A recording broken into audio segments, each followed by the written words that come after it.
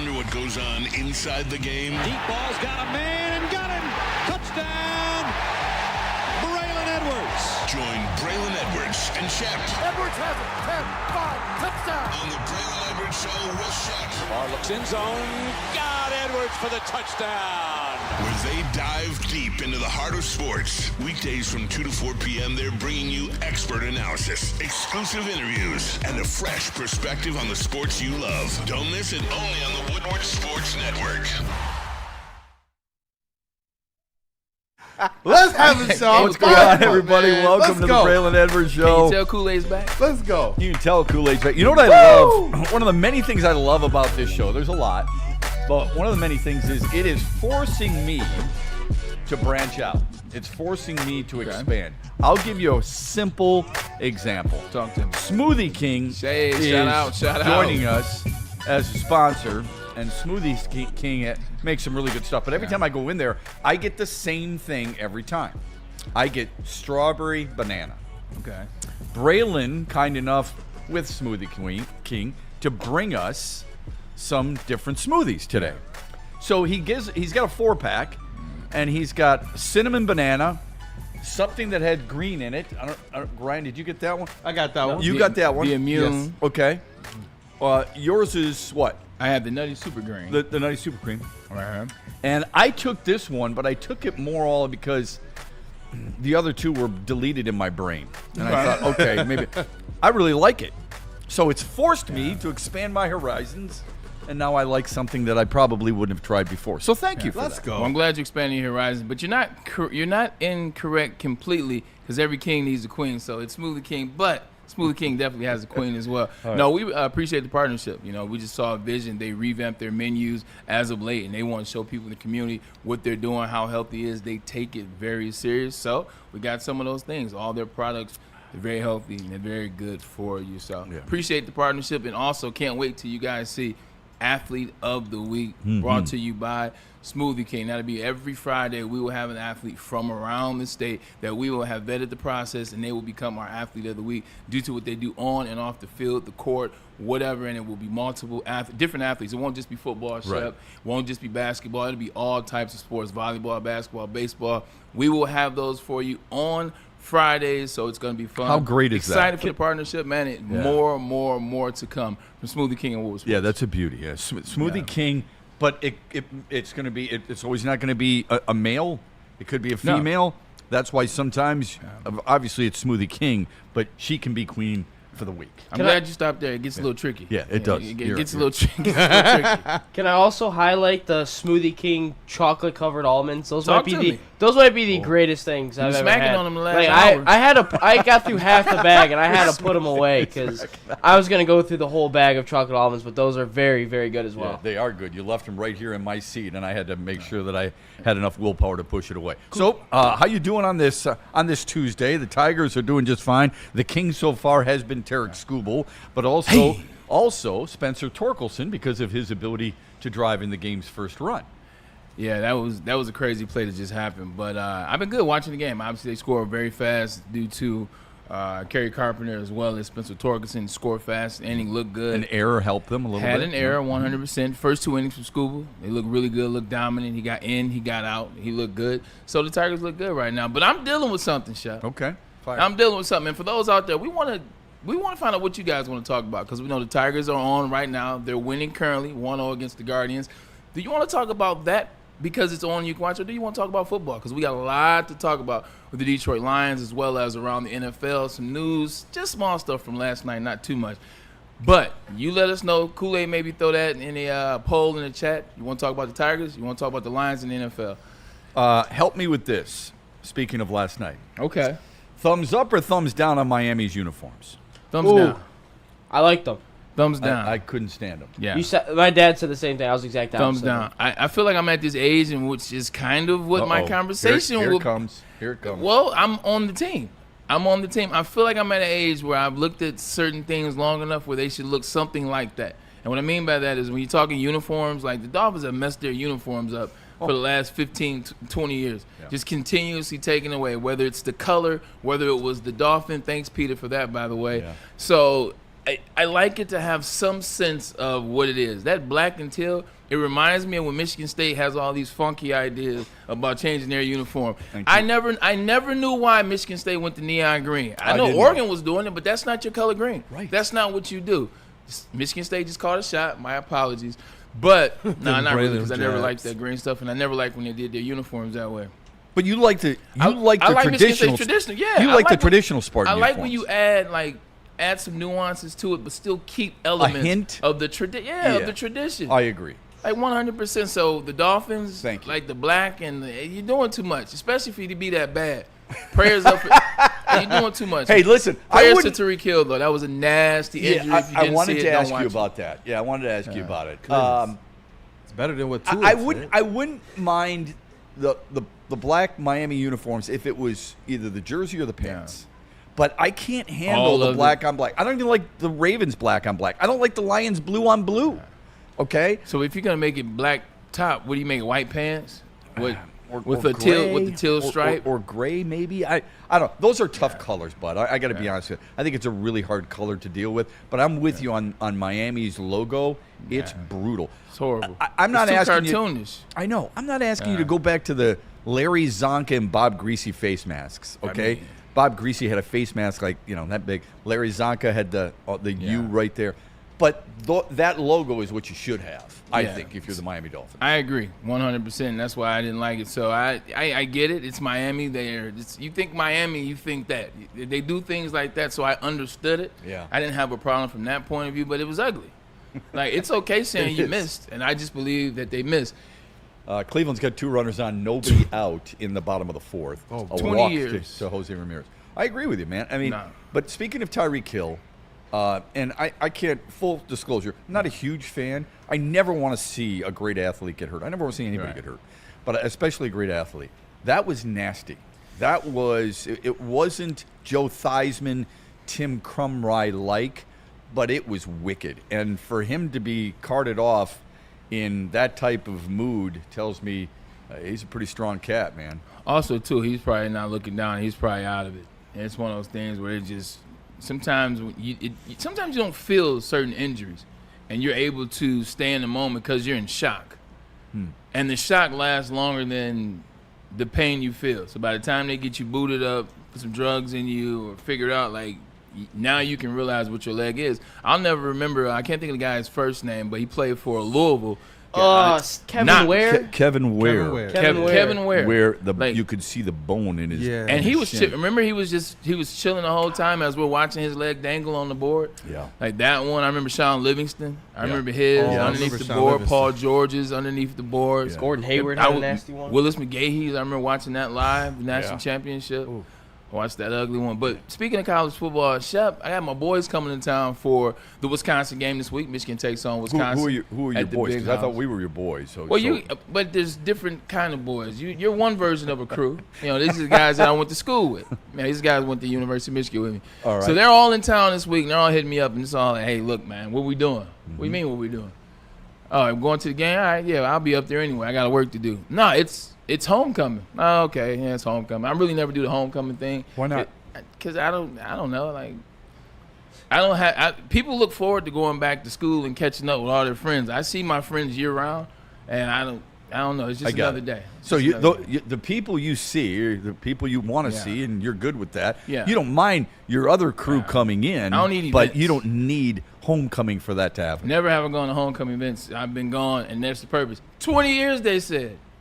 This is my 20th reunion from Holy University crap. of Michigan. Where'd the time That go? went by fast, didn't it? 20 years. It's one now thing to you say know high you're getting school. old. Now you know you're getting old when that Hey, stuff. thank you over there, Shep. This is 20 years ago. I wasn't even wearing number 1.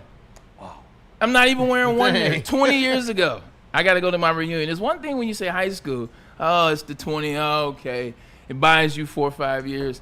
Now it's 20 from college. Man. I'm getting up there, man. All right, so who's coming in? And now that maybe changes your mind just a wee bit on the activities that you might do or your enthusiasm for those activities. Scuba, by the way, back-to-back strikeouts, and then just a bad play on the infield. Got him. Got him. Oh, Got him at the no, plate. they're gonna check that. I think he's underneath it. He might be. Shep, you got him at the plate. So, man. so Speak what some it was a positivity into little the air. bouncer just Sheesh. over Scooble's head, a little bouncer over his head.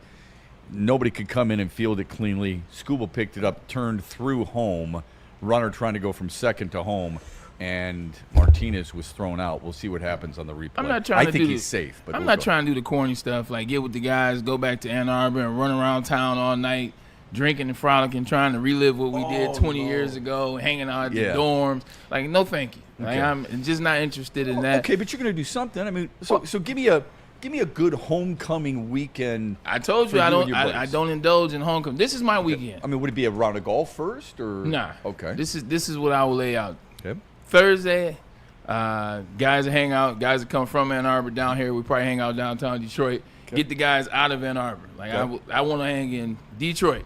Let's get you down to Detroit Metropolitan. Some new restaurants have opened up. Some new sports bars. We hang out and see what it does. Friday, I'll be at the art fair up in Ann Arbor. So if I see some guys during that, maybe grab a drink after that. I'm back home.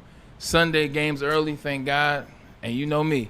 I'll go early. I'll get up there to tailgate about 9:30. But at halftime, I'm to the crib.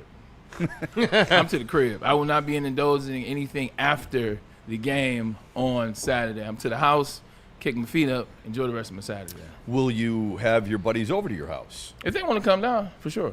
Okay. If they want to, they like to, when they come in town, they like to stay in Ann Arbor. They like to act like 19, 20-year-olds and hang around Ann Arbor and do all that stuff. The Brown Jug and Rick's. So who's part of that Skeeps crew? Open and all Who's that. part of your buddies who will be coming into town? How many will there be? Yeah.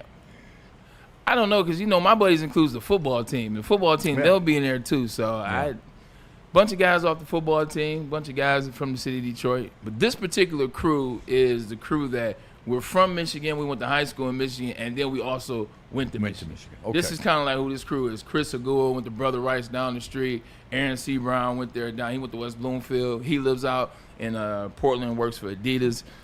Hayes Grooms went to Brother Rice. He's went to Michigan as well. Okay.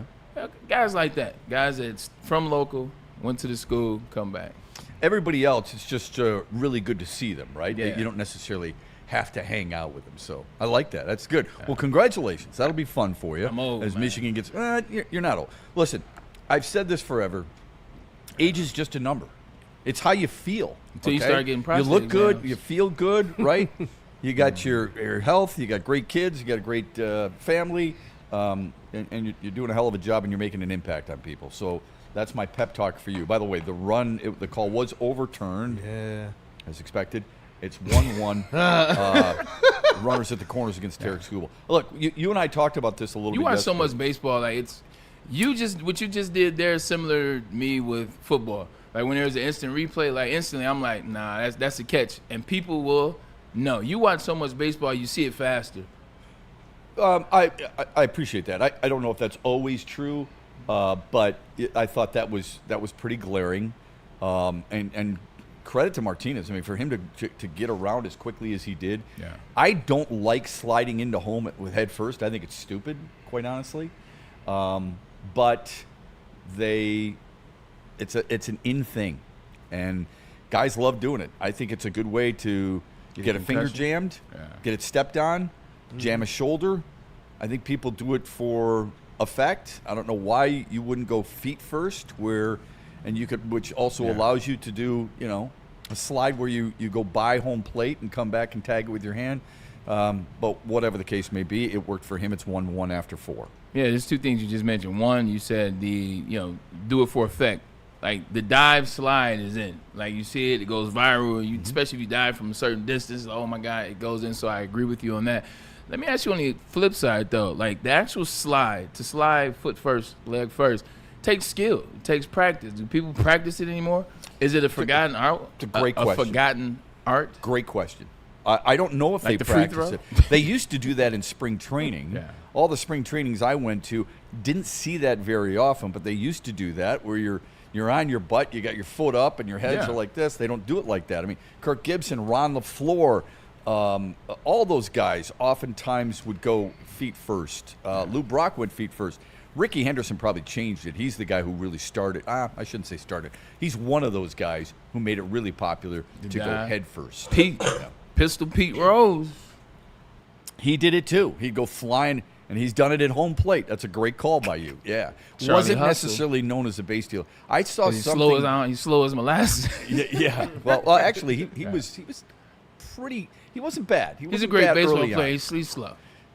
He was slower at the end of the year, but I think his hustle probably made up for it. So you're probably right there. I saw something today on social media. Somebody wrote, you could play 26 seasons and have a hit in all 162 games of those 26 seasons and still be 44 hits shy of Pete Rose. Yeah. Wow. Yeah. That puts it in perspective, doesn't it? Yeah. Power stats. Yeah, Brought that's to a you by power Shep. stat. Ron LaFleur. Yeah, love that. Michigan Sun and checkered past. Yeah, we get it to a certain extent. There's a lot of guys who needed that second chance. Ron LaFleur got it, made the most of it, and then had some issues after that. Steve, Shep, old. Well, maybe. So some people may think that. I don't feel old. Let's put it that way. I feel young and I feel energized, especially around people like Kool-Aid and Ryan and Braylon. So I'm not looking at it like that. The thing that was really old in the lead up to the Lions season was the coordinators, and the coordinators and the coordinators and the coordinators. And now, guess who leads the league in scoring? The Lions. Guess who leads the league in sacks? The Lions. Oh, by the way, We're good. they didn't have a sack in the first game. Yeah, exactly. Guess who leads the league in point differential? The Lions. Yeah. Can we put it to bed? Do you think people have put it to bed? I mean, you and I had put it to bed. You and I said before game 1 against Green Bay, relax, hold on, it's going to be okay. We're not looking at it in a situation where they're in deep trouble. They're going to get out of it, blah, blah, blah, blah, blah. You have the national people clinging to that narrative. It's hard to get rid of the narrative, clinging to the narrative, and then after they beat Chicago, well, this is who Dan Campbell's teams are. And people are like, hold on. This was always Dan's offense. Yeah, I didn't know that. Let's put it to rest. Let's focus on what this team is doing and what a good job Kelvin Shepard especially has done since the second half of Green Bay, and what John Morton has done since quarter number 1 against the Chicago Bears. Yeah, 100%. You look, man, that's for the national people. And guess what? We don't care about the national people. We don't care about them. They have their jaded views, and they have what's going to get them clickbait and what people are going to pay attention to. So, no thank yous. We won't subscribe. But here, yeah, we can put it to rest. We can officially put it to rest because game 1, you're still trying to figure it out, and we know what happened in that game. We talked about it. Yeah, people were, high alert, if you will, but there were some things in that game you can go back and look at. Look, they started slow. Green Bay started fast. You got some young guys out there, and now you're trying to go, and it leads to a recipe for disaster. That's what that game was. But just talking about the coordinators specifically, 52 points in game 2. I don't care that it was Chicago Bears. 52 points, and they left points out there. Yeah. That's what Johnny Mo did against the Bears in week 2, after we talked about what week 1 looked like and how it didn't look like and what it didn't represent. 52 points. Week 2, they go on a roll. Oh, here we go. It's the Baltimore Ravens. Another 38 points that they put up on the road. Had their way with the Baltimore Ravens defense. This is Johnny Moore again. And then they did the same thing to the Cleveland Browns. Struggled a little bit in there, but it comes with the territory. Really good defensive line. But all while not giving up a sack against Myles Garrett, not giving up a sack against the Chicago Bears, and not giving up a sack against the Baltimore Ravens. I'd say we can put it to rest for Johnny Moore on the offense. And also you saw various people getting involved. Jared Goff is ahead of the clip that he was last year. That's right. Amon-Ra St. Brown is ahead of everyone in the NFL and ahead of the clip that he was at last year when he made his second All-Pro. That's where he's at. Jameer Gibbs also getting closer to breaking out, if you will, and getting back to what last year wasn't on the defensive side of the ball. You've seen what the defense has done. How many points did the Browns score last week? A bad team nonetheless, but they're in the NFL. They scored 1 touchdown, 10 points they total. scored 1 touchdown was on the first possession. Right. If you want to nitpick, Detroit has allowed a first possession score in each of the first 4 games. So what? How many 4th and 2s did Detroit stop against the Baltimore Ravens? Was it 3? I'll have to go back and look at that. I believe it was 3, Okay. including a fumble on that. I just know Cleveland was awful on third downs. It was like 3 for 16 or Chicago something like Bears after the first drive. Yeah. I would say since, like you said, the second half of the Green Bay Packers. And Kelvin Shepherd has put his pulse on this defense. He's put his imprint. And this is the reason why they had no problem with Aaron Glenn going. This is why they were excited even for Kelvin Shepherd to finally take that place as a defensive coordinator. So we can put it all to rest, including the offensive line that has not given up a sack. I want to talk to you about something that I think is really important that we keep in mind. We're through 4.5, tied at 1. Because Gavin Williams just got out of a minor jam with a strikeout at Parker Meadows. I want to talk about something that I heard from a national perspective earlier this morning, and that was the frustration people are getting in New York right now with Aaron Glenn. And a former Jets player said they have to be patient, which is true. Aaron Glenn's going to change the Jets. I don't think either one of us are so naive to think that it's going to happen this year, but we know he's going to change that. The Jets have said rebuild for 25 years. Yeah. They've had one winning record since 2000 is what I heard. One. Is that true? One winning record, and that was with Ryan Fitzpatrick. The fact that Detroit... Since 2010. Since 2010. Okay, thank you. Yeah, I'm sorry. So the thing about that is when you look at Detroit's willingness, this is a dangerous word in Detroit, patience. Yeah. The Jets have not had that. My thought to you was, how do you know how long to be patient and when to say enough is enough? I've got to cut the cord. Why were the Lions patient with Dan Campbell, but knew they shouldn't be patient anymore with Matt Patricia or Rod Marinelli or Steve Mariucci? I could go on and on and on. Because those coaches in those locker rooms and that culture at that time, it let you know what it was. It let you know what you were seeing on the field, what you were hearing out of the locker room, what you were getting out of players. Like, it let you know that, look, it was time to move on from each and every single one of those coaches. And also, the owners before then didn't vet the process like Sheila Hamp did. Mm-hmm. The reason that changed for the Detroit Lions this time around is she had the conversations with others, the process that she went through to decide how she wanted to choose the people that worked for her and her brand. First, she had to decide what her brand was. She went out to do interviews with other CEOs from other Fortune 500 companies that had nothing to do with the world of football, just to see, how do you structure a company? How do you have success? She thought outside the box. Yeah. And in thinking outside the box, she was able to come back and think outside the box again and hire the coach before she hired the GM. She also brought in a trusted person like Chris Spielman, who 100%. really helped. Yeah. So she really vetted the process, but it starts with who? Starts with the owner. Aaron Glenn is the man for the job. Aaron Glenn, you saw what he's done here. He was voted by the players 2 years ago, as last 2 years, coordinator of the year, for a very simple reason. They know he can get the most out of those players.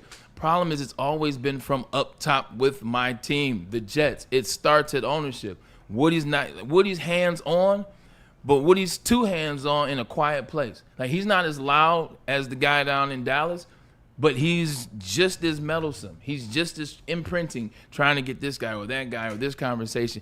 And he just doesn't do it right. And he doesn't have patience.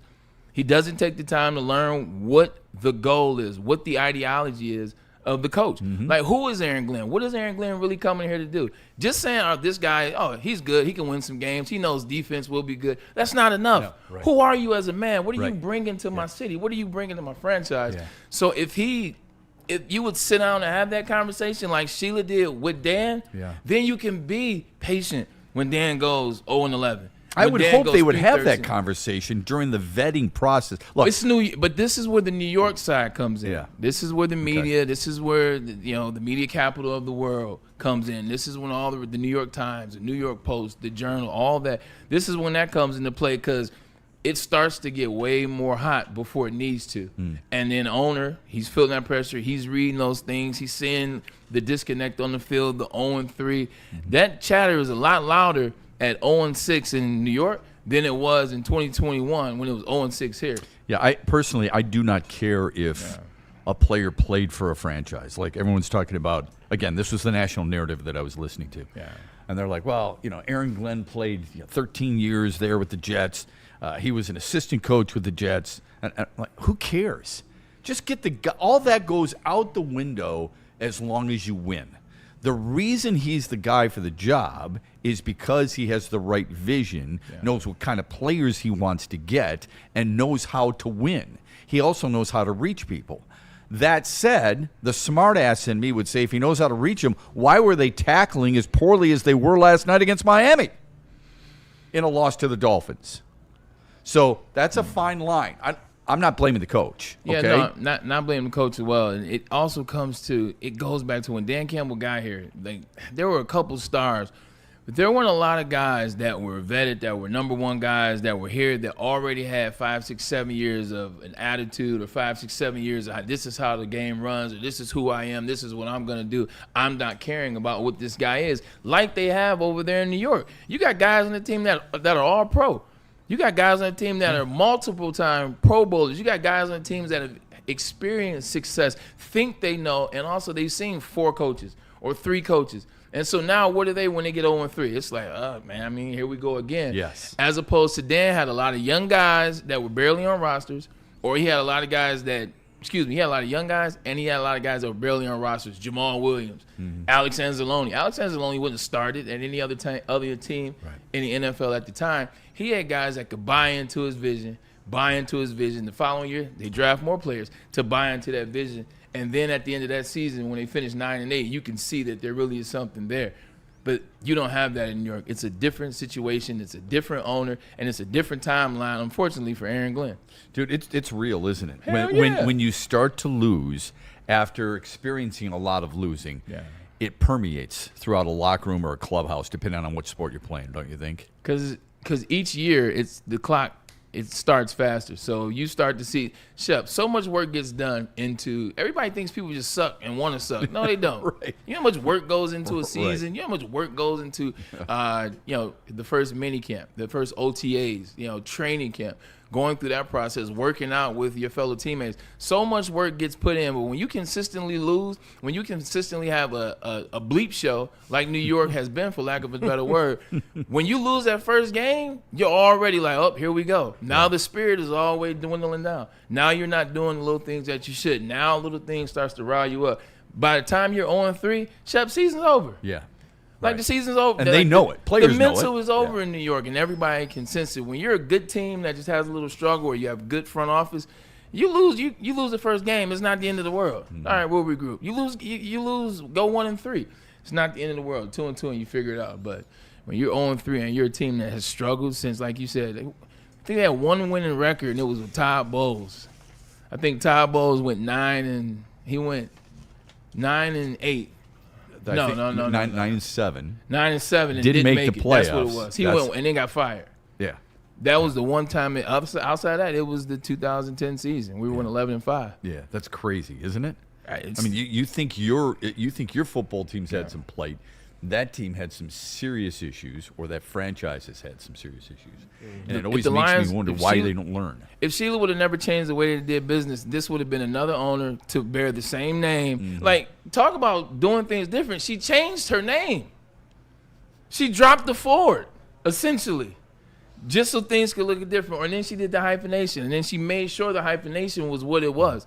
It wasn't like Sheila Ford. No. You will say the Ham. Here's the other thing she did, and I don't want to give her a ton of credit. Put a muzzle on Rod Wood? No, I'm joking.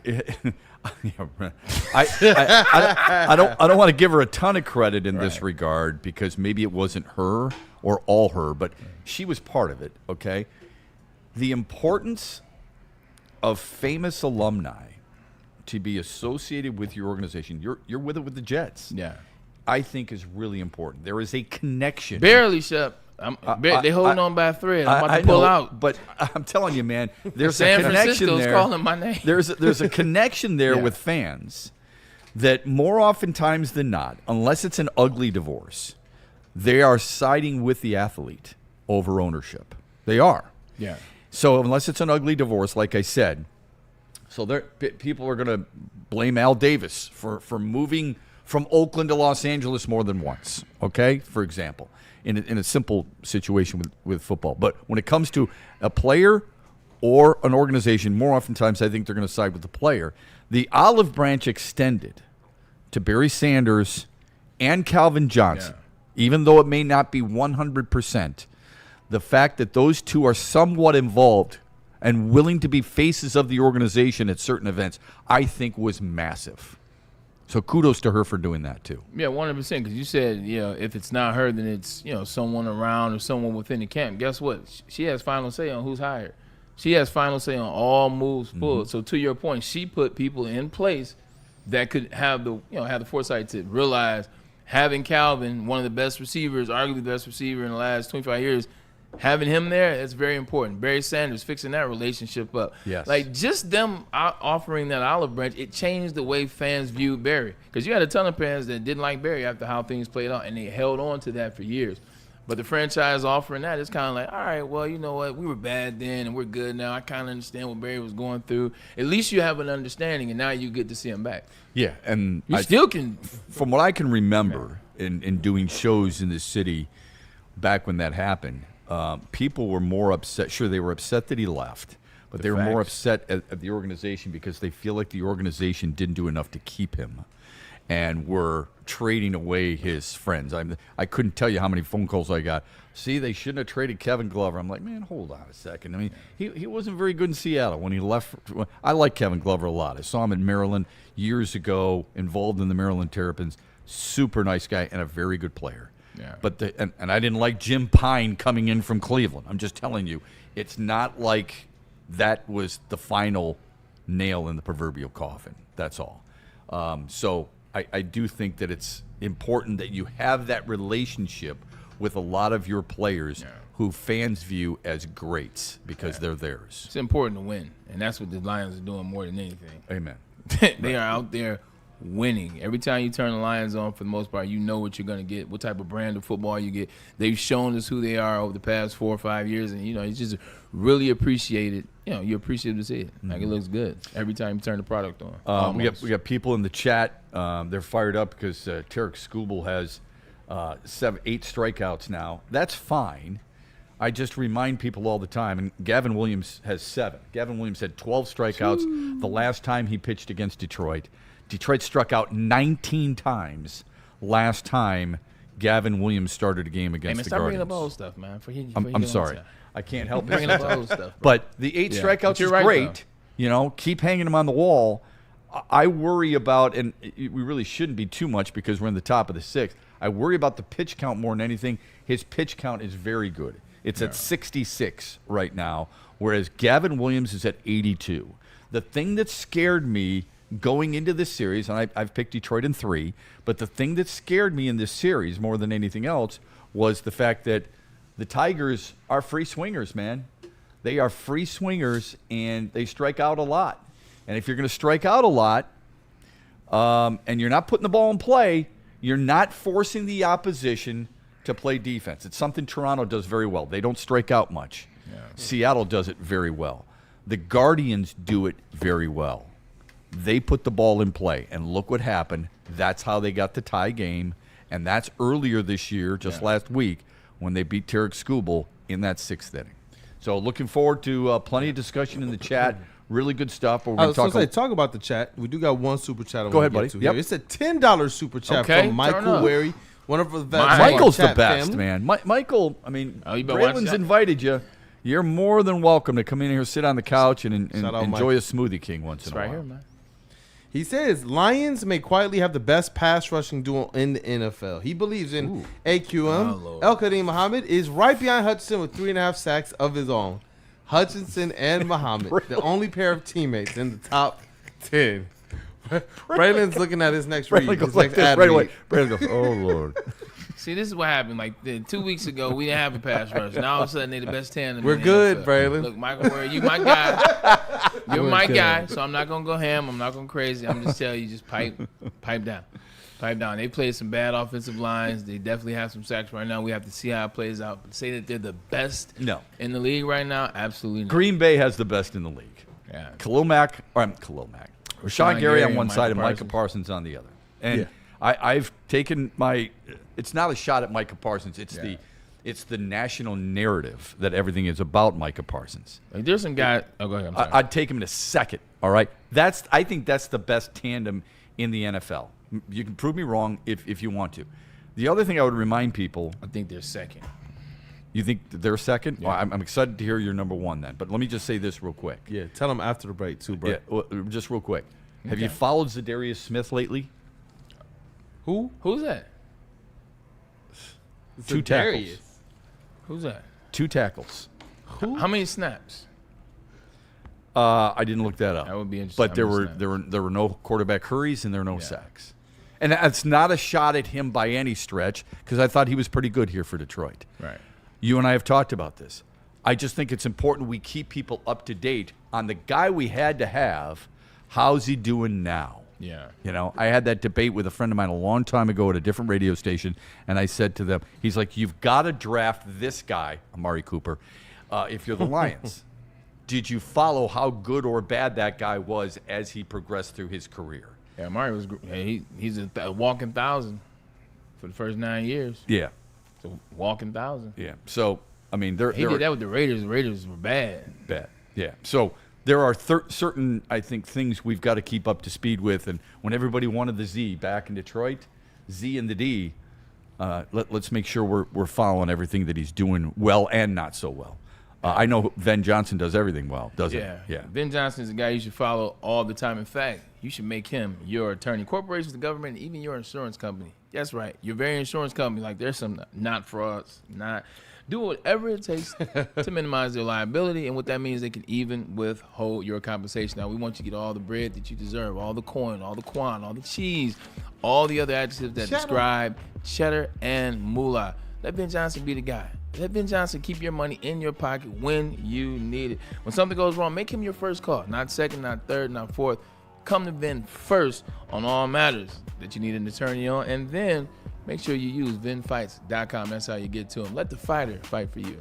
Cheddar, cheese, bread. There was one more in there that was making me hungry. Corn. That was it. Coin. Oh, coin. Yeah, coin. All right. I thought there was another food reference. You're just trying to make me hungry. Salad. Which is usually Salad what takes. is another term for well, money. salad. There you Salad. go. So salad Chicken. on top of your head. Salad is something he eats every day. Salad now also something I didn't realize could be also used in terms of money. Chicken. Okay. I don't know if you're going to go to It's a chicken. Art and Jake's and order a salad. I would recommend some of their really good burgers, sandwiches, wings, and things of that nature. All the stuff you're seeing right there above my head, no matter what you order, you're going to like it. And you're also going to love watching the heavyweights do their show live for the Detroit-Cincinnati Watch Party, October 5th at Art and Jake's in Northville. And we would then invite you, and I know you'll be a few beers deep, we would invite you to stick around and enjoy the post-game analysis from Stick and Anson.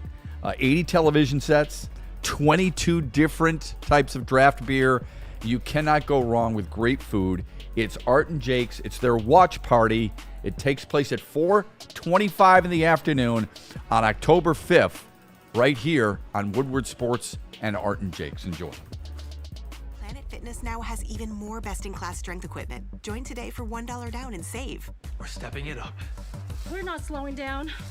Finding new faith, new focus. Love that new equipment smell. So, you in? Join the club today. Save when you join for just $1 down, $15 a month. Planet Fitness. We're all strong on this planet.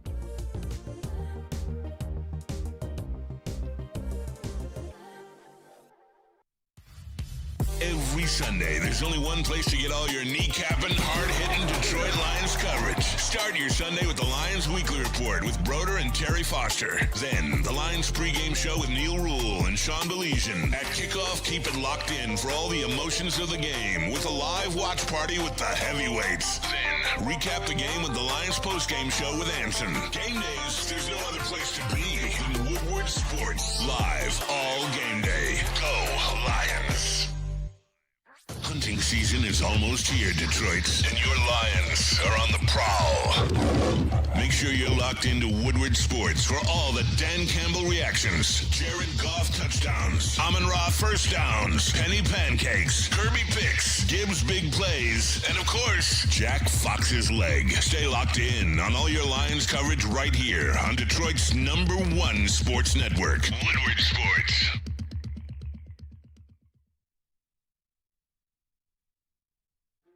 Why do we fight? We fight to protect the innocent, to hold the powerful accountable, to bring the oppressors to justice. Why do we fight?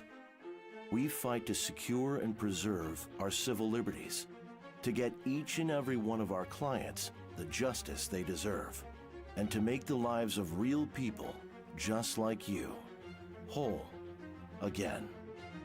ThenFights.com. Big injuries, big news. Twice a week, Dr. Jeff Pierce from Michigan Sports and Spine joins Woodward Sports Network for the Injury Insider Report. Big D Energy Tuesdays at noon. Braylon Edwards and Shep Thursdays at 3:30. Get expert analysis and in-depth breakdowns on the latest sports injuries from the man trusted by top athletes in the community, like D-Mac. Whether it's the Lions, Pistons, Tigers, or Red Wings, Dr. Pierce talks us through it all. Don't miss the Injury Insider Report with Dr. Jeff Pierce, your go-to source for understanding the impact of injuries on the games and players we love. Only on Woodward Sports Network. Scan the QR code on the screen or go to MichiganSportsandSpine.com to see if Dr. Jeff Pierce can help you. Ever wonder what goes on inside the game? Deep ball's got a man and got him. Touchdown, Braylon Edwards. Join Braylon Edwards and Shep. Edwards has it. 10, 5, touchdown. On the Braylon Edwards Show with Shep. Ball looks in zone. Got Edwards for the touchdown. Where they dive deep into the heart of sports. Weekdays from 2 to 4 p.m., they're bringing you expert analysis, exclusive interviews, and a fresh perspective on the sports you love. Don't miss it, only on the Woodward Sports Network. Head to WoodwardSports.com and click on Shop. Get the latest in Detroit sports apparel and exclusive Woodward Sports gear. WoodwardSports.com can get the whole team outfitted. Love the Pistons, Red Wings, and Tigers? We got something for you, too. Shop online at WoodwardSports.com. Fitness is for everyone to enjoy, so come on down. With over 50 metropolitan Detroit locations, it could and should be the gym for you. Over 2,700 clubs nationwide. That means they're putting their stamp not only on Michigan, but on this great country. Access the Black Card Spa, where you can recover in a hydro massage chair. Now check this out.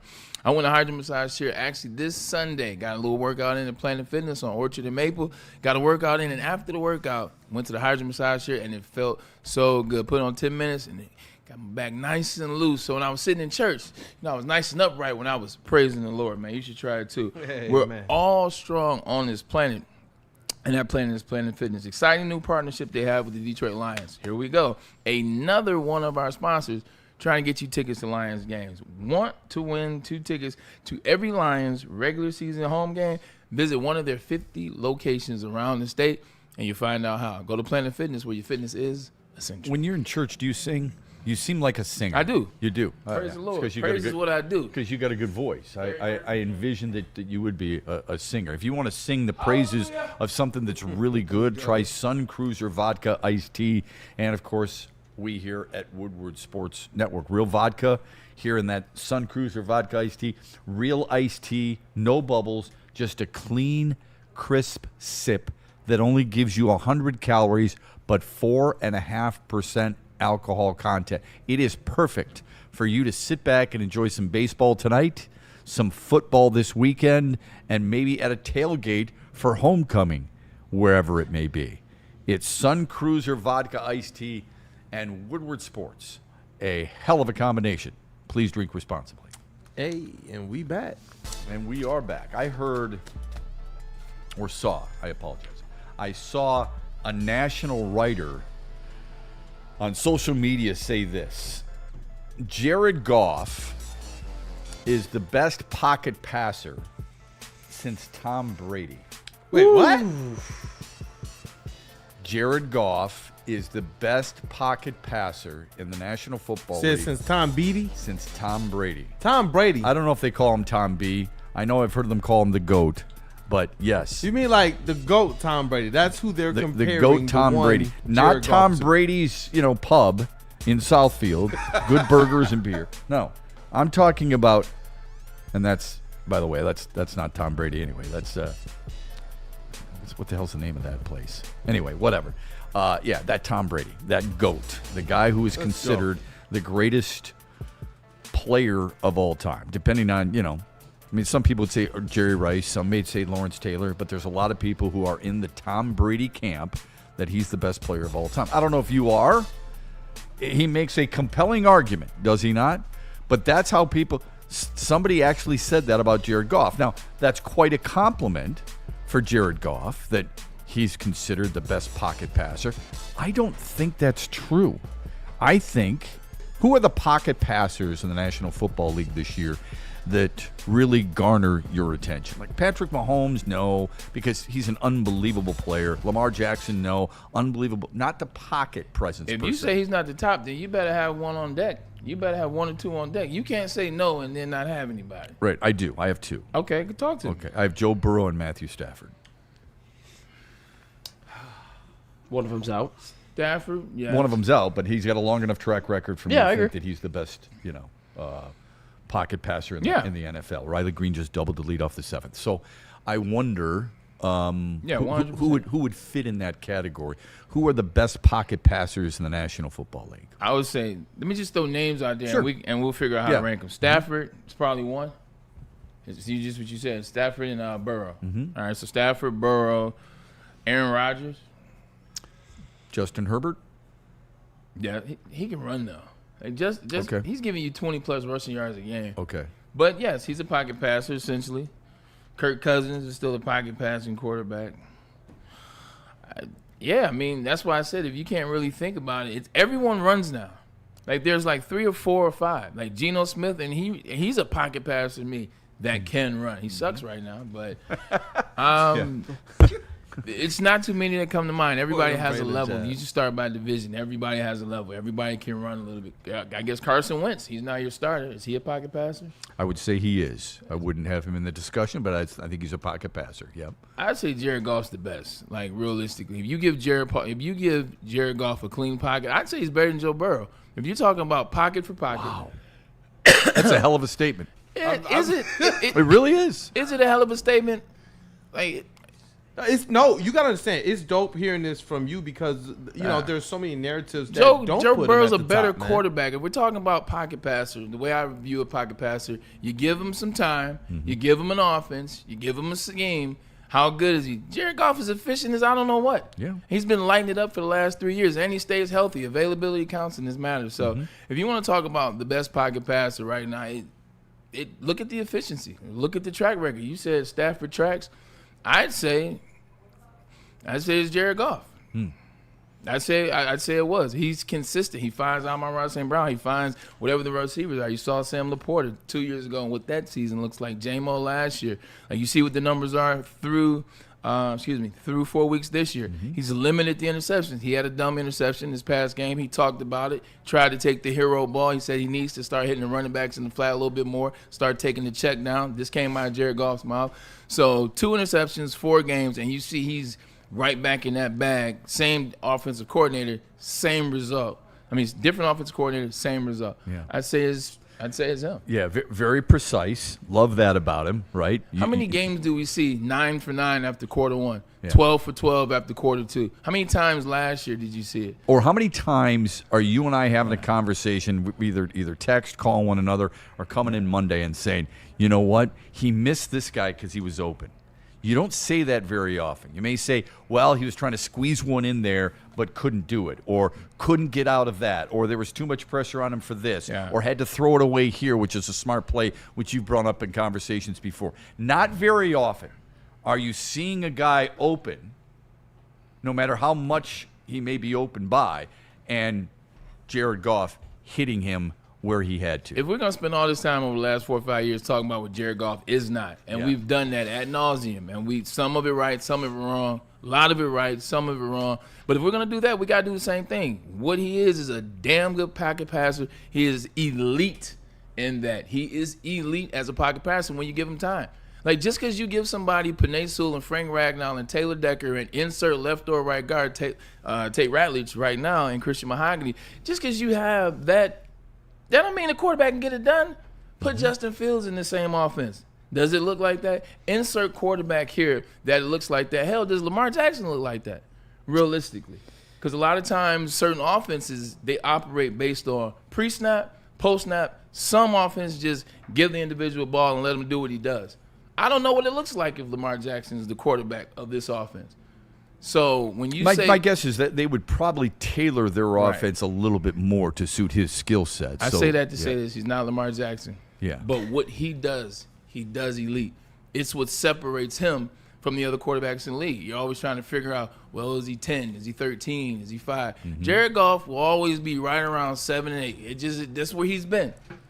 That's where he's been the last 3 years. So he's an elite pocket passer. I have no problem with someone saying he's 2 behind Stafford or. Well, they said he is. I think he is. They say he's the best since Brady, which tells you an awful lot. And that's the reason I bring up Burrow, even though he's not available, which is a good point by Ryan. But if we're talking about since Brady, we're also talking about Stafford. Yeah, he won a championship since, and he's been consistent. So, yeah, I think so too. Yeah. It's a good conversation. It is. I don't think there's a right or wrong answer. It's just who you believe. I said over the weekend, I tweeted that I think Stafford throws the prettiest ball I've ever seen. Now he don't throw a better ball on Warren Moon, but he throws a good one. Yeah, well, I mean, I suppose I would say Joe Montana would have been the guy I would have said prior to all of them.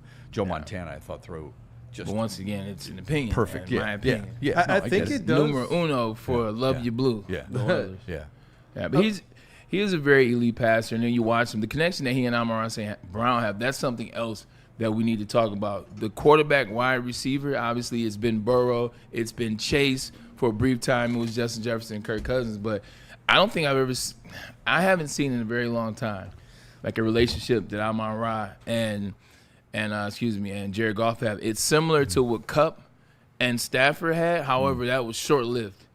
And that disappeared. So. Have you ever had that feeling with a quarterback? Hell and no. if so, who was it? No? Hell no. Who? I played with 9 quarterbacks in Cleveland over the span of 4 years. Then I played with Mark Sanchez, love him to death. Kellen Moore or Kellen Clemens, and then Mark Brunell, Alex Smith, who liked the tight ends and the tight ends only.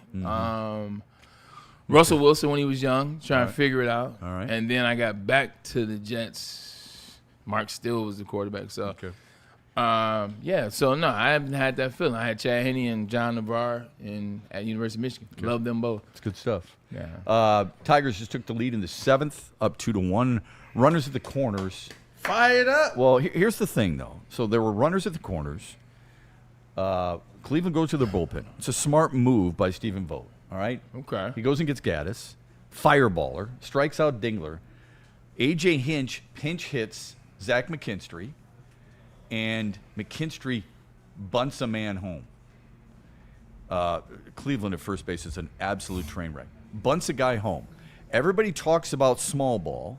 And what did we say the other day? We said this. There's only one guy in the – people are always like, well, why didn't you bunt? Come on. They need to bunt more. There's one guy on this team who can bunt. One. Yeah. And it's Zach McKinstry. And he got it done. And he got the RBI for So I give him a lot of credit for doing that.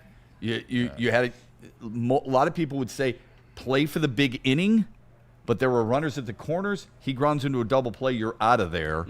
And it's still a 1-1 game. That goes back to one of the things that when we look at how the season ended and what to expect in the playoffs, or what do you believe the Tigers are going to do? That's one of the things that we still held on to is the experience of the skipper and A.J. Hinch.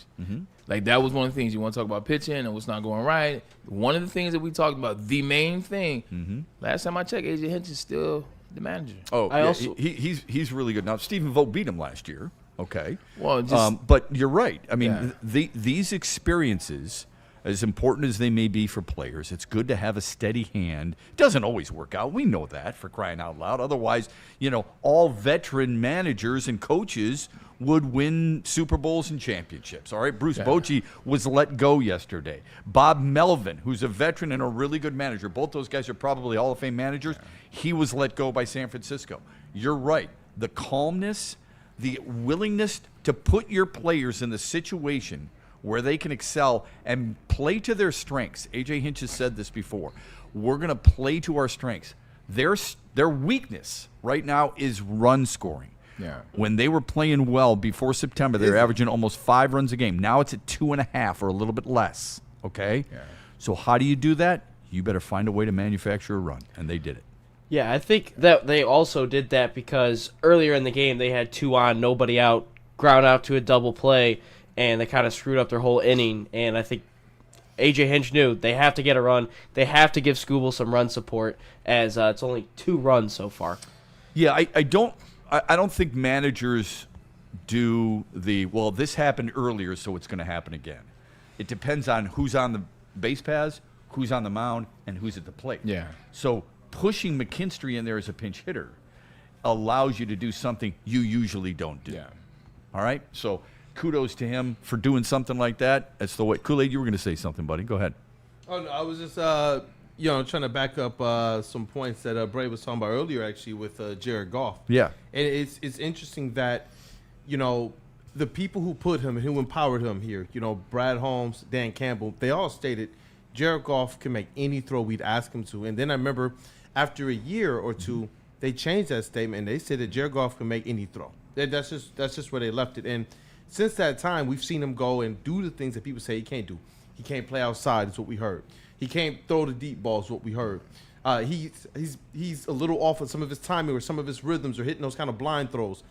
All we've seen from Jared Goff is him come here and knock each one of those targets down to the point that he did wind up top 5 in MVP voting last year and in the conversation because of the things that you're talking about. And that's why I say, like, every year there's always these other quarterbacks that people think are just, that's the guy that's going to finally overtake Jared Goff by the end of the year. He finds himself always in that top 5 to top 7 conversation. What's his reputation? What do you think his reputation is? I think his reputation is a Detroiter now because he played 69 games for the Los Angeles Rams. Well, this will be his 70th game coming up for the Detroit Lions, so he'll be a complete Detroiter after this game this week. So shout out to my boy buffed up Jared Goff. I think his reputation is it's corny, but it's a survivor. It's grit. It's everything that Detroit signed up for, and they started in 2021 when he got here. He dialed into that. Mm-hmm. He dialed into what the team was. He dialed into what Dan Campbell was. He dialed into what people thought about him. He dialed into what the narratives were. All right, this is who they perceive me to be. I'm just going to go out there and show them I'm something different. Just think about the journey from how it was handled with L.A., how Sean McVay, the Cabo trip, the middle of the night, played him, sent him here to Detroit, kind of sent him out the pasture. Detroit is an out-to-pasture type of town at that time. He sent them out to pasture, but he survived. He survived this thing with Dan Campbell, this new team, this new regime, and now we're at the point where you're talking about him finishing 5th in the MVP last year. That wouldn't have been the case. That wouldn't have been a thought process of mine in 2021 or 2020 or 2019, how it was going for him. But he survived that and put himself in a position where he's the most efficient quarterback over the last 3 years. He has the second most touchdown pass in the last 3 years, only behind Baker Mayfield, which is another guy. More yards than anybody else. He has more yards than anybody, and he's become the leader of this team. He's the leader. When you listen to him talk now, he's not the guy at the podium that you can barely hear when he first got here, kind of not mumbling, but just talking very slow. Well, we went out there and we got it done today. That's not him anymore. The voice is different. The chest is poked out a little bit. He's a little bit feisty.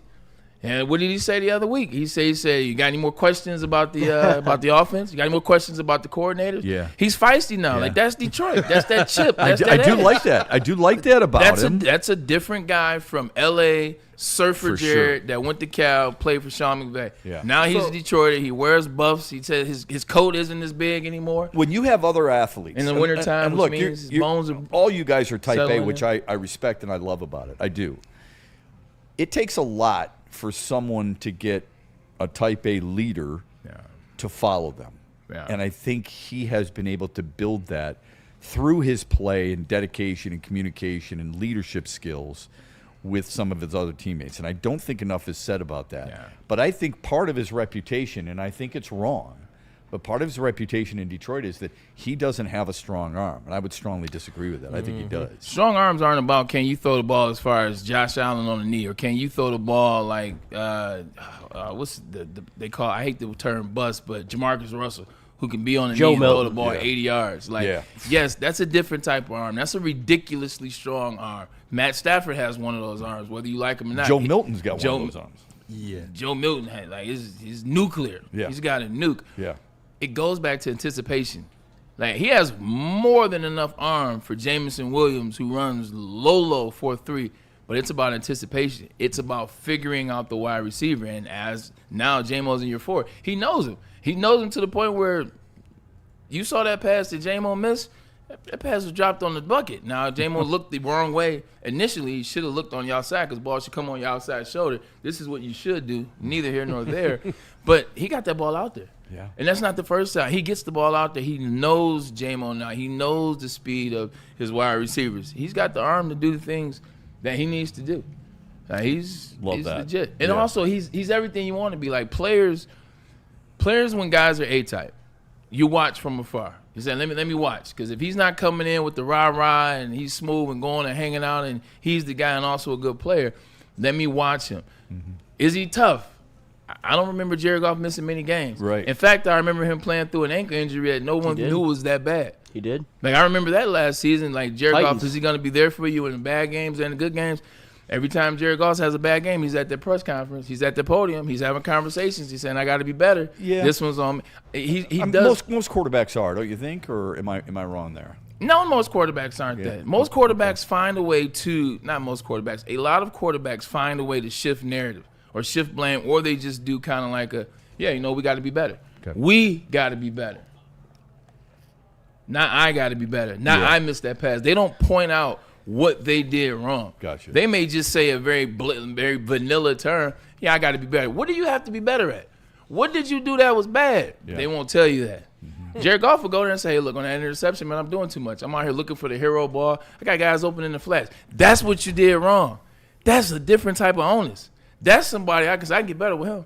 And every time I see him at the facility, he's studying, he's getting better. When everybody was trying to say things were going off the rail, guarantee you Jared Goff was down in all week after they lost to the Green Bay Packers, which is somebody that you can point to, somebody that you can look at. Now you've brought me in. Now I want to rock with you. Now I'm going to go ride for you because I believe you'll ride for me. Yeah, I love that. That's a great point, Braylon, because you got to think about it. They still haven't lost back-to-back games now in over 2.5 seasons. Right. And so your quarterback has to be dialed in after a loss to get there. But I do wonder, and I do believe a lot of this has to do with coaching, not just the talent, not just what's between the ears for Jared Goff, because that plays a big part of it. But Dan Campbell is also somebody who will step to the podium and say where he messed up.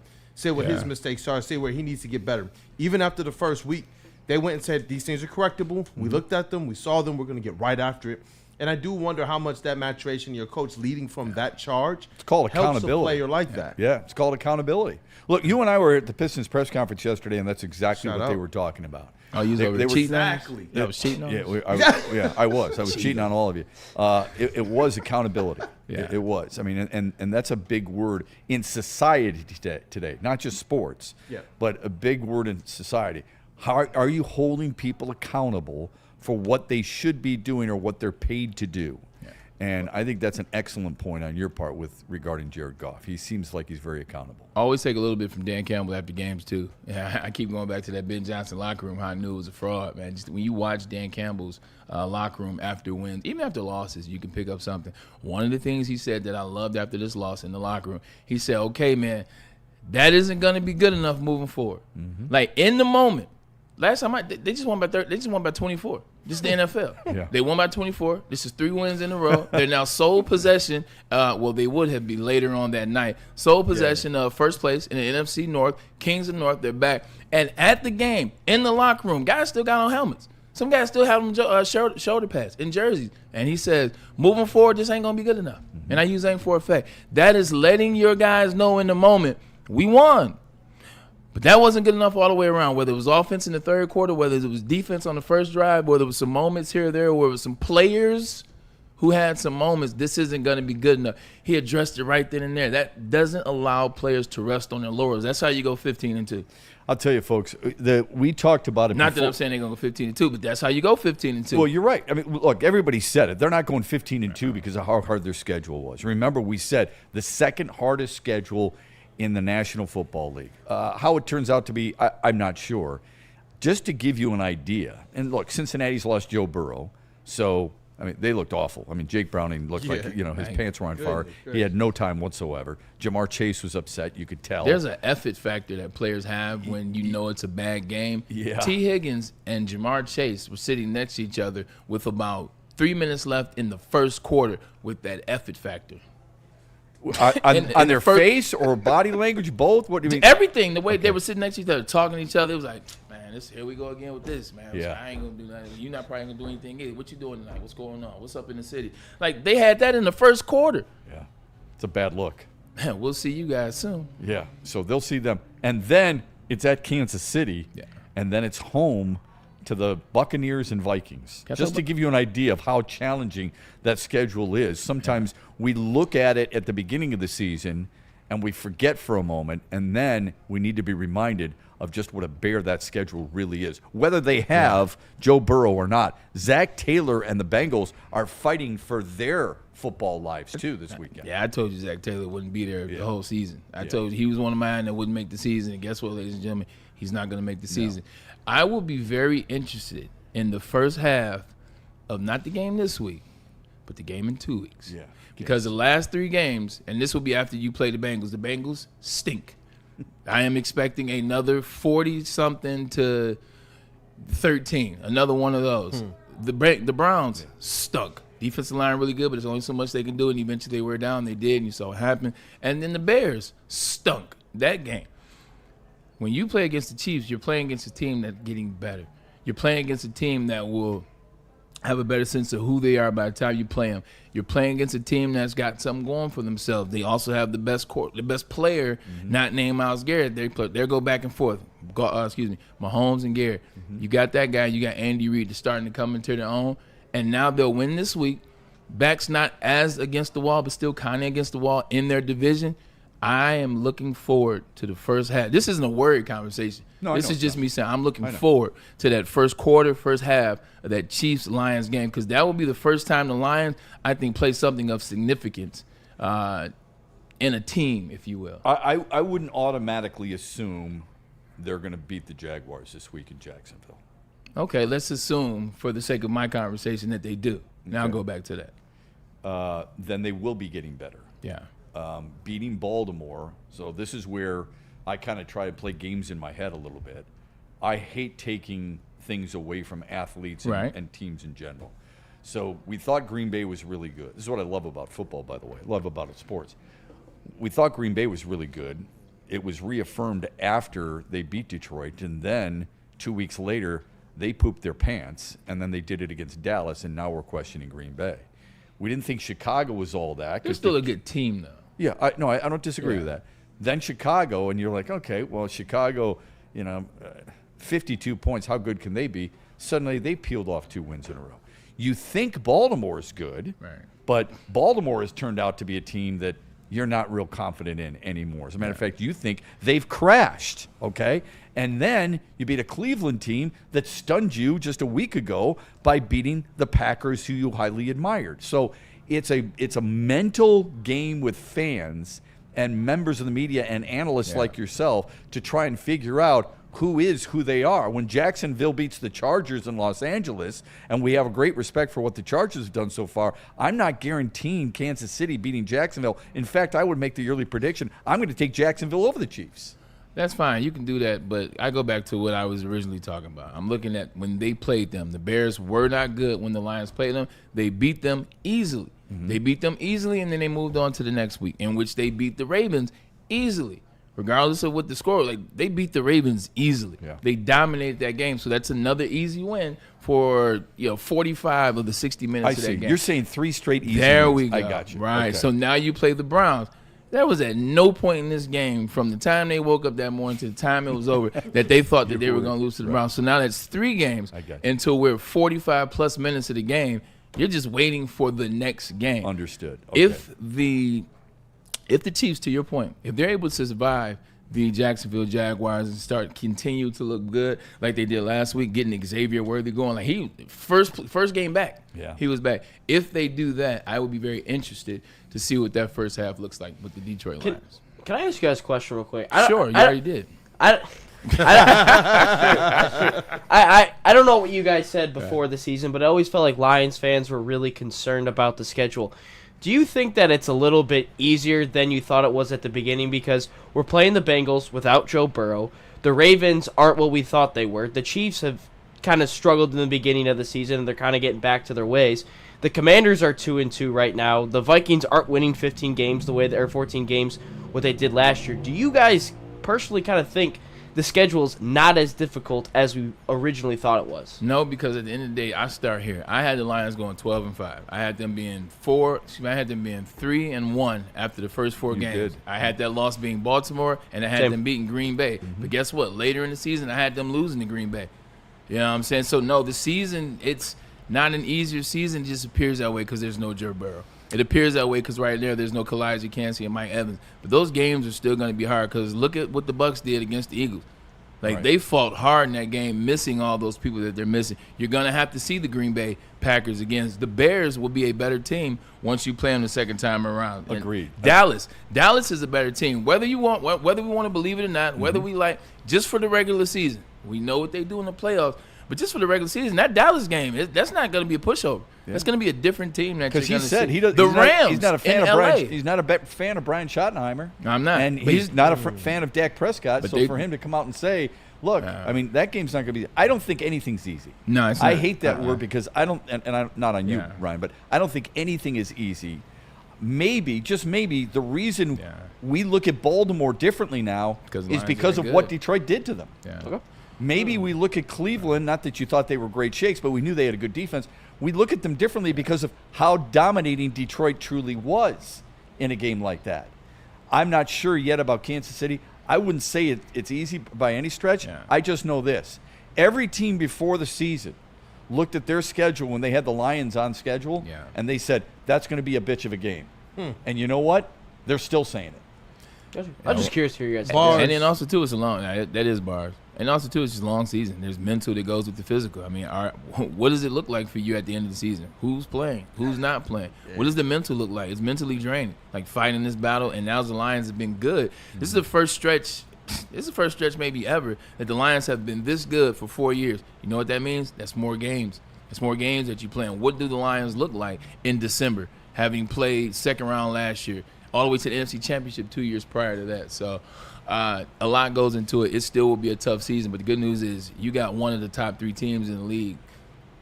And right, you know, that inspired Michael Weary. And they may not be 3. Yeah. That inspired Michael Weary, who now has the #1 crown for top fans in our chat today. Right. $2 super Michael. chat. He says, I'm so sorry, Bray, but I still don't see Bo. One more loss for these Lions. That's fair. I guess he's going 15-2 again. Yeah, he loves that stuff, and kudos to you if you're right about that. The mental aspect is something we can't relate. You can. Like you were just bringing up Jamar Chase and T. Higgins. I think we forget about that aspect too often. And we see the physicality and we see the team they're playing against and we look at numbers. But when they play the Giants later on this year, that might be, to use Ryan's word, an easier game because maybe they recognize our season is screwed. Or maybe right? to your point, maybe it's not because Jackson Dart and that team looked decent this past week. Yeah. And their defense, which we already said was a better defense than people gave them credit for, the defense looked good. They came up big. Mm-hmm. So you just never know. The Lions haven't played against this Giants team. They don't know what a Jackson Dart is until you get on the field. So it always can be interesting down the line. Each game is different than the last one because when you go into that game, you're going to go in with different personnel because guys are going to be injured, some guys are going to be back. Each game you're going to go into, you're going to have new injuries, new nicks and bruises, new bumps, new pains that will affect you. You know, you may be smooth 100% in week 5. You may be playing in week 13 and you got a little bit of a limp, a little bit of a nag. You're trying to make plays. You're trying to fight through it. 100%. And you're not yourself. Your usual self is 90 and a touchdown. You might be 45 and, you know, you might have a little bit of a limp there. You might have something going. It's so real. true. Okay. So. All right, we got to hit a break. By the way, they are through 6.5, right? Or 7.5, rather. And it's 2-1. Tigers are in front. Everybody wants Kerry Carpenter to bat against lefties. He's batting .217 against them this year and just struck out on 83 mile an hour. He sends out to the mound. What's that? So I wonder who he sends out. I think it's Skubal. I would hope it would be. Well, Tarek Skubal's pitch count is pretty much under control. I didn't see a handshake, so I could be wrong here. So I hope he doesn't. I'm pretty sure he's got 13 he's strikeouts. Out there. Yeah, he's out there. He's out there. 13 punchies. It's the He's second out most there. in a postseason game since Joe Coleman. I think Joe Coleman did that against the A's in 1972. I could be wrong there, but Joe Coleman and Joe Coleman, I hate to say it, he wasn't known as a strikeout pitcher. Pay that man. No. Tarek Skubal is a strikeout pitcher. You know who's known for great deals? Les Stanford Buick GMC. They've got one for you right now. Trust me when I tell you that. They've got the Hummer EV SUT lease special right now, $599 a month plus tax. The Lyric SUV lease special, a brand new one at $489 a month, and don't forget the Equinox EV. The 2025. Hey, sit him down. $229 a month. Make it 14. So go to Les Stanford today. Check out their inventory and check out their lease specials at lesstanford.com. Time to get the car wash at Jack's. It is a beautiful day, and your boy is 14 Ks in. It's Tarek Skubal. He probably gets his car washed at Jack's because it's the that only ball car bounced wash in there for crying out loud. 100%. Free vacuums, free compressed air. Let Jack's be your car wash. We got something special coming for you guys soon. We'll start this Friday. It's called the Jack's Friday Car Wash. You register, you get in. I'll give you more details later, but right now, free car wash. WSN2 888-522-1729. And then remember, for $29.99, you get the unlimited wash. Car washes every day. We got an extended summer, so you want to make sure that car is squeaky clean. Squeaky clean. See you later. Don't walk Austin Hedges. He bats 167. Oh, yeah, we good. Lady Jane's Haircuts for Men today. Open 7 days a week. Sit back, relax, and enjoy a precision haircut, scalp massage, hot leather neck shave, and hot towel treatment from one of our talented stylists. Step up your game this season and take advantage of our $20 haircut special. Scan the QR code and get your coupon today. Lady Jane's Haircuts for Men, the ultimate haircut experience. Open 7 days a week. Walk-ins always welcome. Lady Jane's Haircuts for Men. It's wicked awesome. Big injuries, big news. Twice a week, Dr. Jeff Pierce from Michigan Sports and Spine joins Woodward Sports Network for the Injury Insider Report. Big D Energy Tuesdays at noon. Braylon Edwards and Shep Thursdays at 3:30. Get expert analysis and in-depth breakdowns on the latest sports injuries from the man trusted by top athletes in the community, like D-Mac.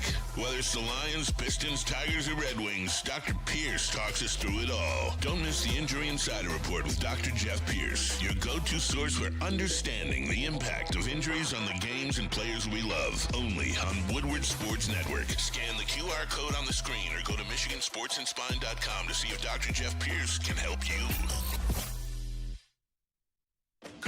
The Tigers are the best team in baseball. Get the best coverage in Detroit right here on Detroit's #1 sports network, Woodward Sports. Every Skubal start, every green homer, and all the action can be followed on all of our social media. Make sure you like, subscribe, and follow on Facebook, Instagram, TikTok, and YouTube. It's World Series or bust, Detroit, and we are here for the ride. Woodward Sports.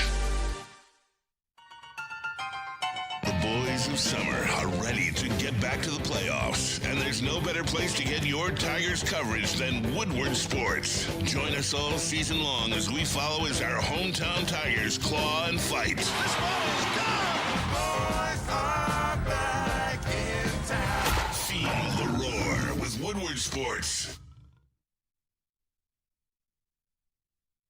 You know how some things are so good they should be world famous, but they're not? Our house-made vinaigrette is one of those things. And the antipasto salad, we drizzle it over. Same with our hand-battered chicken tenders. Original recipe soups and pasta sauces. It's almost as if our original, world-famous Detroit-style pizza is mocking them. And that's not very nice. Dr. Pierce is the injury insider for Woodward Sports out of Michigan Sports and Spine. You can catch him on Tuesdays with the Big D Energy, and then you can catch him on our show, Braylon Edward Show and Shep, on Thursday. Scan this QR code above my head and or call this number, 248-426-9944. Any diagnosis you need, any part of your body that's ailing you, let Doc fix it. Let him get you together. Week 3 of cupping and dry needling was today. Shoulder feels immaculate. You see all the movement I'm doing and all the pointing and things of that nature. That's because Doc diagnosed me, told me what the issue was, and got me to where I need to be. He can do the same for you. Make sure that you're feeling much better. Do it the right way. Call Dr. Pierce.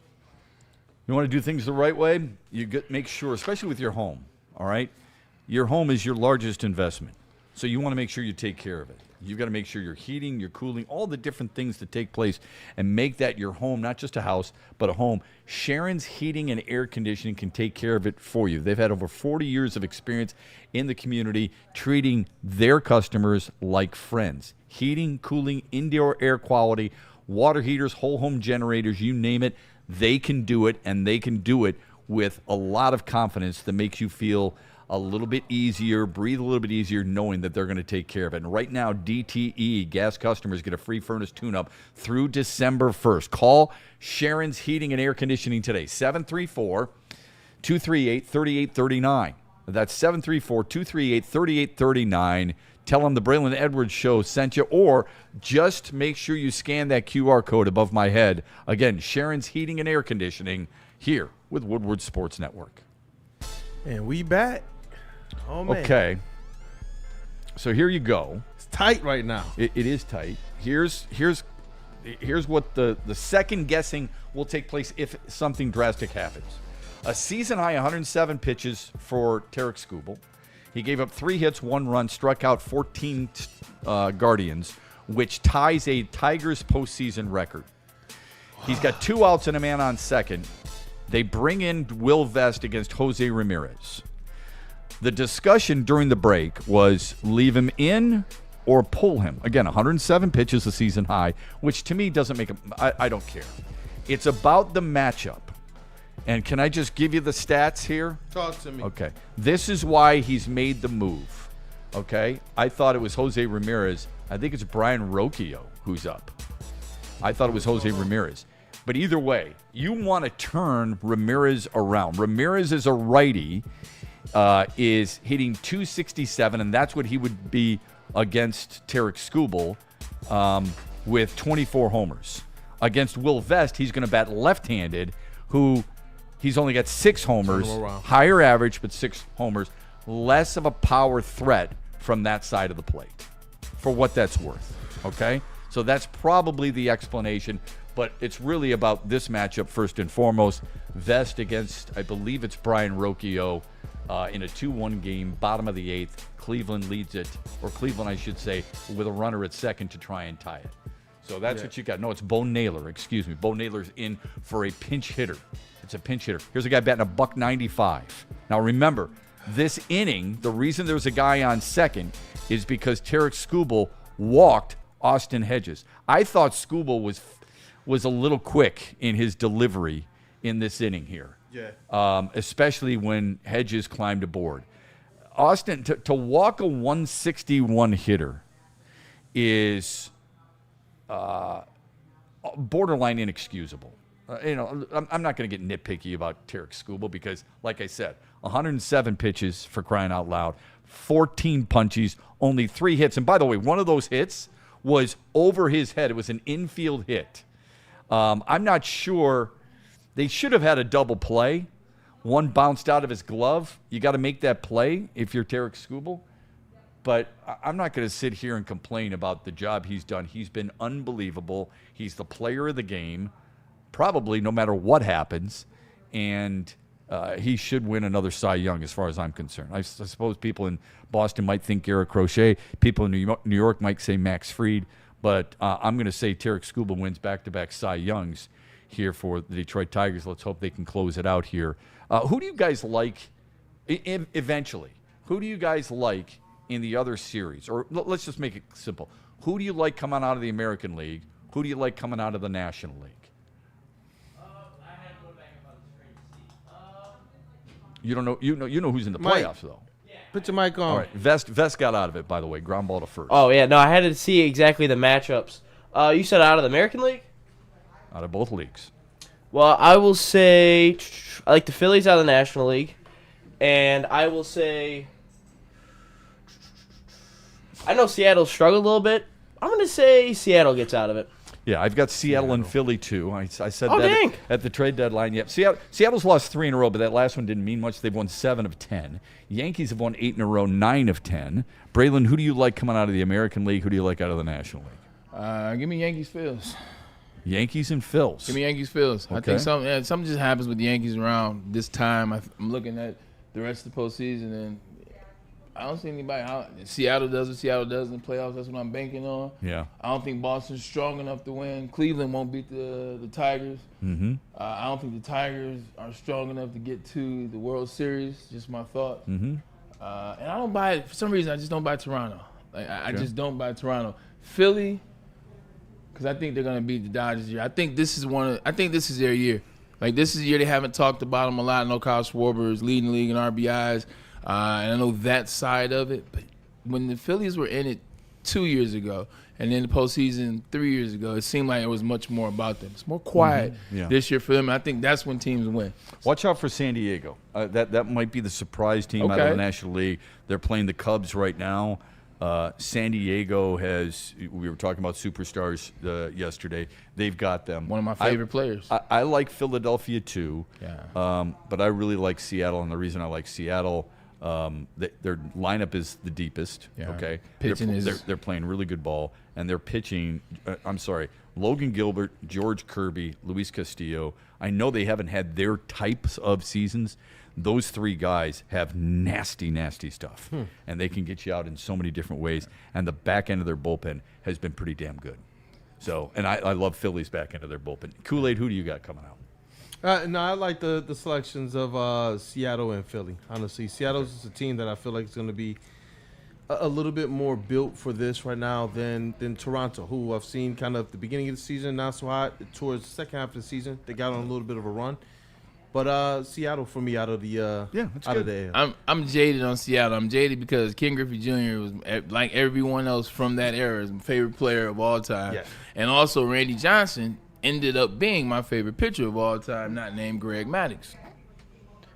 I just knew Seattle was going to win one. And then you get a young A-Rod.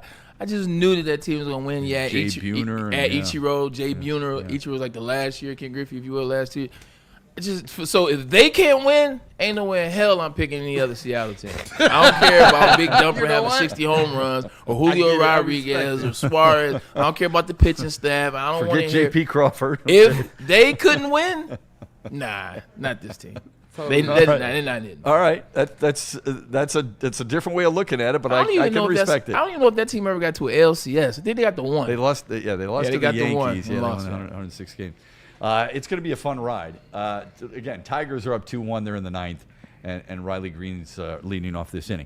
Yesterday, I want to get your thoughts on this. Maybe it's too early. I'm not asking for predictions right now. Yeah. But there is a feel when you go down and you talk with Trajan Langdon, who I like a lot, J.B. Bickerstaff, who I like just as much, and Kool-Aid and I were at the Pistons practice facility yesterday for Pistons Media Day. He stayed there all day. I had to leave because we had a show to do. But either way, we were down there, and I thought there were some good questions to those guys. Those guys always impress me on how they handle themselves. I probably get way too caught up in this. I love the professionalism of how they come off and how they handle their team. The fact that these guys, and you've brought it up a number of times, you saw so-and-so at the gym, Jaden Ivey. These guys have been around each other and around Detroit more than they have before. They are all still hungry. Everybody can say that, but are they really putting in the work? These guys seem to be putting in the work. This could be one of those turning points for the Pistons again, because Asar Thompson and Ron Holland are going to have much bigger input on how they play on the floor, and the trust that the coaching staff has in them, I think, has become leaps and bounds compared to where it was before. In terms of the players that are on the team now, I like what Trajan Langdon and these guys did last year. I like the professionalism and how they handled the questions. I like the players that they brought in and how they handled the season. But I feel a sense of a Scott Harris type of deal with Trajan Langdon. I feel like a more, you could just chill. I like what we're doing, very quiet. Like I don't know how to explain it, but it's what I get from him. Like I like the professionalism. I don't know. I think it's something missing. So I asked them about this. There is a mindset that is different. Tigers have 2 men on, nobody down in the ninth. There's a mindset of you're the hunter or the hunted. Kool-Aid and I were talking about this yesterday at the press conference, and a lot of people were asking the different players that. I asked Trajan Langdon that. I thought his answer was really good. He said, look, we're not going to surprise teams. but our mindset hasn't changed.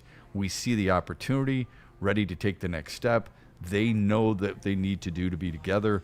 We are the best team when everybody's locked in. Last year, when we got past the All-Star break, teams knew it wasn't going to be easy against us. So it took till the All-Star break for people to almost, I'll use the word, respect them a little bit more. And then they recognized, man, this team is, now you're going to start the season with that people see this team as a bit of an issue. There is a certain point in, I think, every team's season where players are either in, like you just had mentioned, Chase and T. Higgins, or people or players recognize we could have an issue here the rest of the way. You talking about where the Tigers aren't? I mean, excuse me, where the Lions aren't. I mean, or the Pistons. Yeah, I mean, they're just the mindset of certain athletes, I think, on where they are and what they're recognizing about their team. They're not so caught up in themselves where they can't see what's going on with everybody else. You talking about who are you talking about in specific? Well, in general, but specifically with the Pistons yesterday. Yeah, I mean, if that's the feel. Yeah, I didn't dial in. I got to catch up. No, that's okay. I mean, but you're dialed in with athletes and their mindset. There is a certain time where during a season those athletes are going, we've got an issue here, or they look around and they say, we've got something special here. Yeah, 100%. Okay. Yeah. It's 100%. You see it, you know it. All right, cool. This could be something. This could be something special. We continue to dial into what we're doing. If we continue to operate how we're operating, like I believe that we have the right pieces. I believe we have the right players, and I believe coach might be on to something. So then you just you listen more, you buy in more, you give more of yourself, you give more to the game, you know. And there's also that same point where you look at the season, you're like, nah, this ain't it. Can you tell when you show up, when you're at camp, and you see guys and you're looking around, you're going, that guy's not that good. This guy's not as good as this guy has to be. We need an upgrade here. Can you feel that? Well, yeah, because those seasons you go into the season optimistic. Like it's not confidence. Like those seasons you go into the season like, if some stuff goes the right way, I mean, maybe we can do this. We need some help. Maybe we catch this team. Maybe Joe Burrow will be out, so we'll get a win there. And, you start looking for that. And then when it doesn't happen, you see it game 1, game 2, you're like, yeah, this is about what I expected. This is about who we are. We're missing here. We don't have any tight end play. Offensive line is, they're weak on the left side, can't protect the quarterback. And once you see it, it's like, yeah, I had an idea. I had an idea. Well, Kool-Aid, what was your takeaway yesterday from, and you talked to a lot more players than I did. I was only there for Isaiah Stewart, or Beef Stew, as some members of the media actually called him. Man. Look, Seth, they actually called him Beef Stew. Bro, and y'all know how he feels about the nicknames, but in that room, it's like, that's J.I., not the place calling him J.I., for Jaden Ivey. Yeah, to each his own. To each his own. I'm not disparaging those people. It's just it's funny. I said to somebody yesterday, I said, man, the media has so changed. It's incredible. It really is. It's incredible. One of the biggest takeaways for me was it's expectations. This is my 4th year in the room, 5th year covering the team, because the first year was during the COVID year when they shut things down. And all of it was about, early on, was about the hope that could be. This is the first time that we're talking about a team that can actually they're expected to have back-to-back playoff appearances since the first time since 07, 08, 08, 09. And you can feel that. And you're right. Cade Cunningham got to one of those points in either the year before or the year before that where he looked at the paper. I remember he walked in, and he looked, and he just sat back. He said, we're not good. We're like a bad team. Yeah. And so that's why I appreciate your question to Bray on that, because you could see in their eyes, even underneath Monty Williams, there was some hope, but they were still talking about Dwayne Casey. This guy, they're like, he's helping us learn. We feel confident. We've had success under him, and you see it it's like a different energy. I'll take it back to football. What did the number 1 pick in the draft, Cam Ward, say during his press conference after the game? I quote, "We're ass." Yes.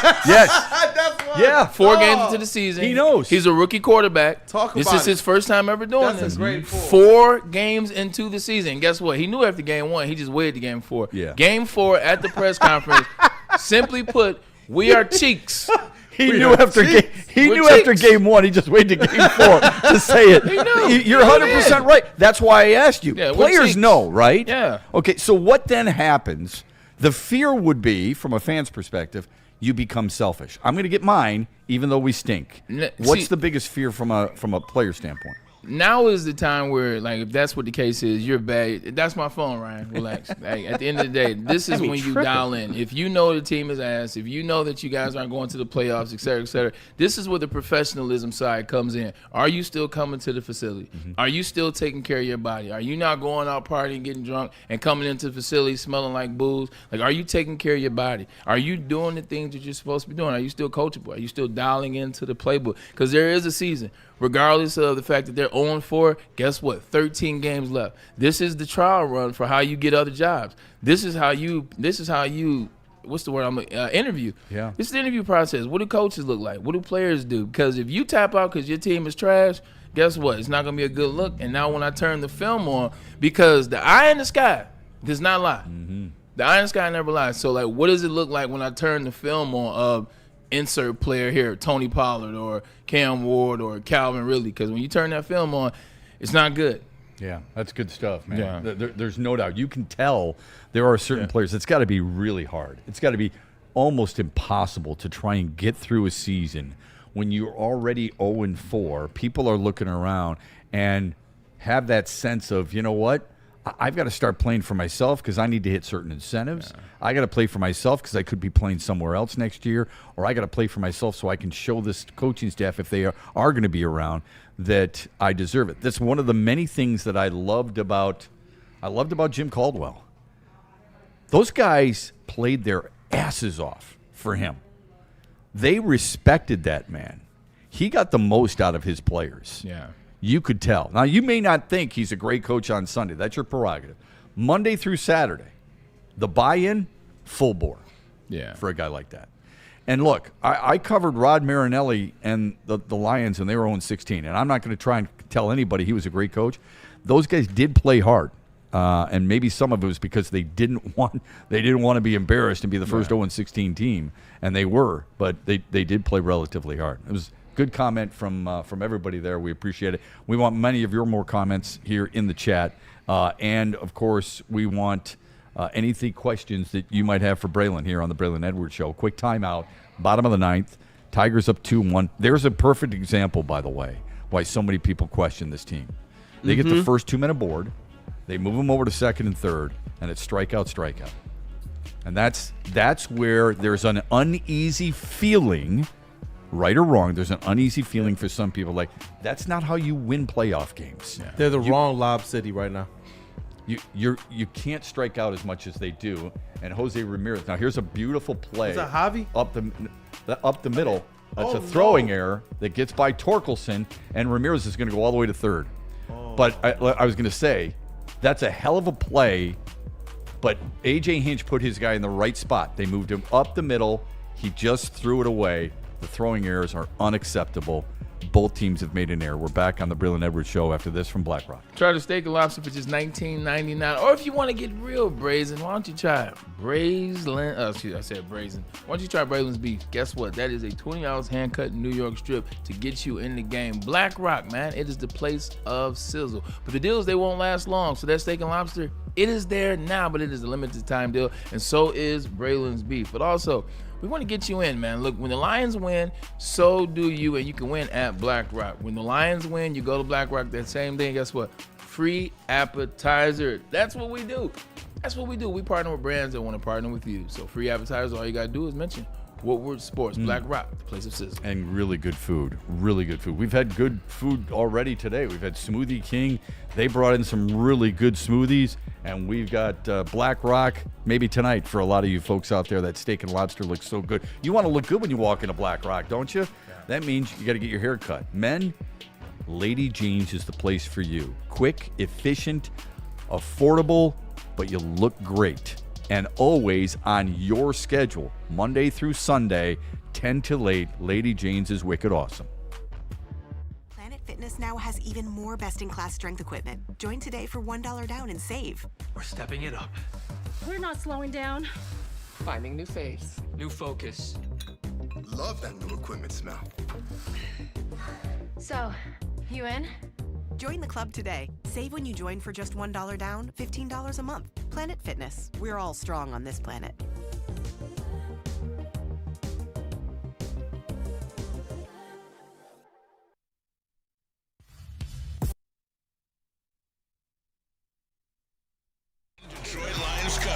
Start your Sunday with the Lions Weekly Report with Broder and Terry Foster. Then, the Lions pregame show with Neil Rule and Sean Baligian. At kickoff, keep it locked in for all the emotions of the game with a live watch party with the heavyweights. Then, recap the game with the Lions postgame show with Anson. Game days, there's no other place to be than Woodward Sports. Live all game day. Go Lions. You know how some things are so good they should be world famous, but they're not? Our house-made vinaigrette is one of those things. And the antipasto salad, we drizzle it over. Same with our hand-battered chicken tenders. Original recipe soups and pasta sauces. It's almost as if our original, world-famous Detroit-style pizza is mocking them. And that's not very nice.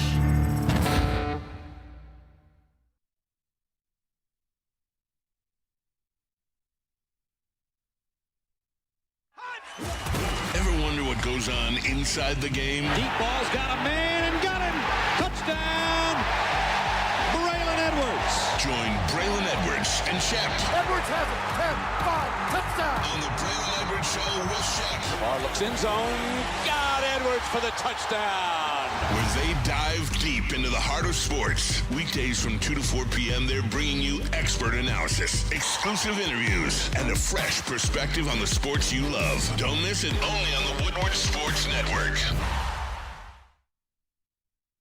Head to woodwardsports.com and click on Shop. Get the latest in Detroit sports apparel and exclusive Woodward Sports gear. Woodwardsports.com can get the whole team outfitted. Love the Pistons, Red Wings, and Tigers? We got something for you, too. Shop online at woodwardsports.com.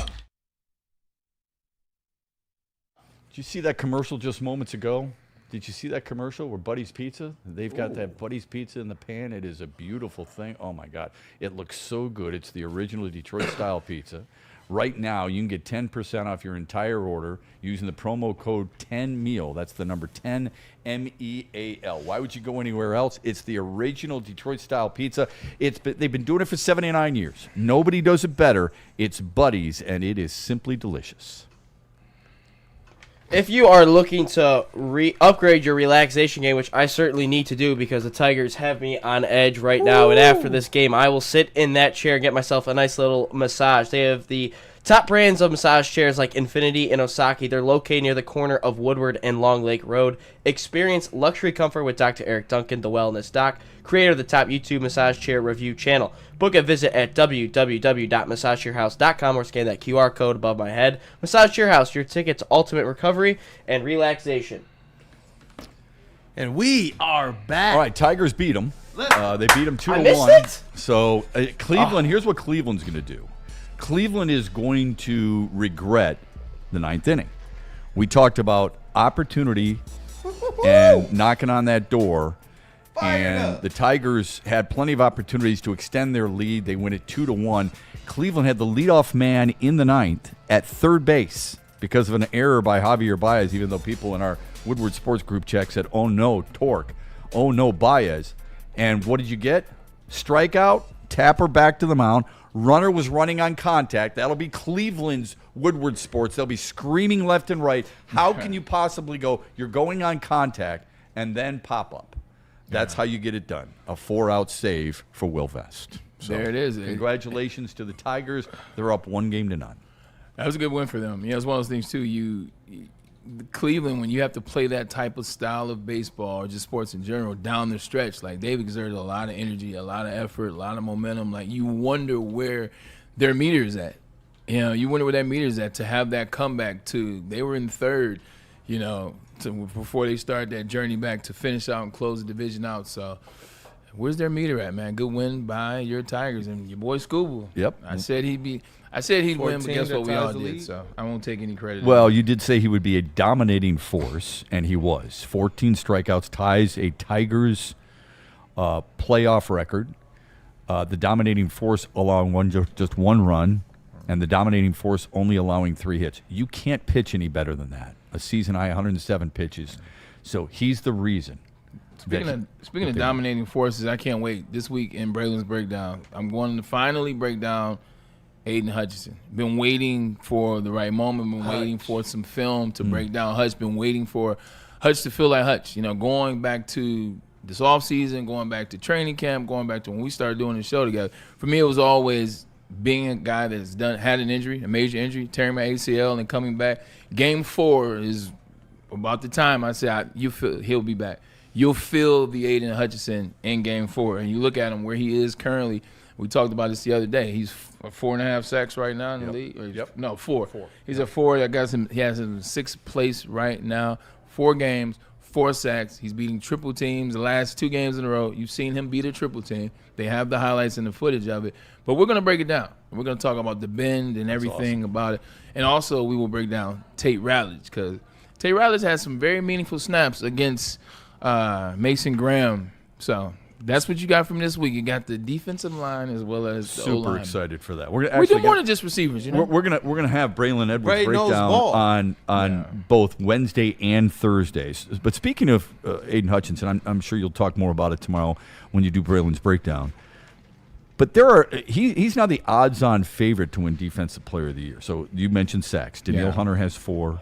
Myles Garrett has 4. So that would be my answer when we were talking about the best tandems. When I said it was not the Lions, best tandem to me right now is Will Anderson Jr. and Danielle Hunter. That's a good one. Yeah, I think they're the best tandem right now. Stat-wise, you have to see what they're doing, but I believe that they are the best. Yeah, Danielle Hunter, as I mentioned, with 4. Will Anderson Jr. with 3. Right. So that's getting after it. It's a good point. Yeah, so 100%. But just getting back to Aiden Hutchinson. Yeah. What was the question? Defense. He's the odds-on favorite to win Defensive Player of the Year. I'm sorry. I appreciate that. He started the season as the favorite. He was tied for the favorite to win Defensive Player of the Year with Myles Garrett, I want to say. Or I think he may have had him by a percentage point. A percentage point in terms of odds-on favorite, which I thought was odd, him coming off the major injury. But there it was. Game 1, Game 2, goes down a little bit, and then he gets into rhythm. It's par for the course. It's par for the course right now, because now they're starting to see. Before, Aiden's good when he's one-on-one. That's what it was 2 years ago. That's what it was 3 years ago. Last year, he started to beat the double team. That's what you saw in those first 4 games. Everybody got excited. He had to get back to that, I believe, for them to want to keep him there, and that's what he's doing. That's why it's gone back to odds-on favorite, because they're seeing, yep, that's the guy from the start of last season. Yep, injury fine. Yep, he's good. And that's how he's operating. When you start seeing triple teams getting beat, start jumping over people, I saw that play. Running back try to come, undercut him a little bit. This was 2 weeks ago. That was against the Ravens. He jumps over the running back. So he is operating like you want to see out of your stud. 97 he's doing 97 things. He's obviously you like Brian Burns a lot. You've talked about him before. He's leading the league. I think he leads the league in sacks. He's not a better. With 5. No, they're different types of players. Yes, different types of players. I'm just saying he's a guy. I'm giving you credit. You recognized him early on. He and Byron Young. I wanted him here. Like when he was leaving Carolina, when Carolina did the deal with New York Giants, I wanted Brian Burns here. I thought he would be the good other side, and this was way before you would have had to pay Aiden. Yeah, because this would have been 2023. This has been the 23 season, because this is Brian Burns' second year in New York. Yeah, 23, 24, 25. So this has been last year. Yeah. Okay, it has been last year. That's who the guy I wanted for him on the other side. I understand why. Yeah. Because he's a hell of a player. Rashawn Gary, by the way, your buddy, 4.5 sacks. So I don't know if that's because of Micah Parsons, but there is an effect, right? There's an effect there. I'm sure that Micah Parsons has made for Green Bay to allow him to free up a little bit. If I'm going to say that about Aiden Hutchinson helping Muhammad on one side, then I've got to be fair and recognize that. Now, I would say Rashawn Gary's better than Muhammad, Al-Khadid Muhammad, but both of them have been good enough, and a big reason why Detroit has been able to dial it up a little bit. And credit to Kelvin Shepard, too, because he's found a way to get others involved, whether it be Brian Branch on blitzes, Alex Anzalone on blitzes, or a guy like Derek Barnes. The thing that concerned me over the last couple of weeks, I've noticed that Jack Campbell has come in on some blitzes. He hasn't been able to get home yet. Yeah. And I would like to see him get home a little bit more, even though I think he's had a hell of a season so far. Here you go. Rashawn Gary, last year, sacks. Well, I guess it's skewed because he was out there. Well, no. Here we go.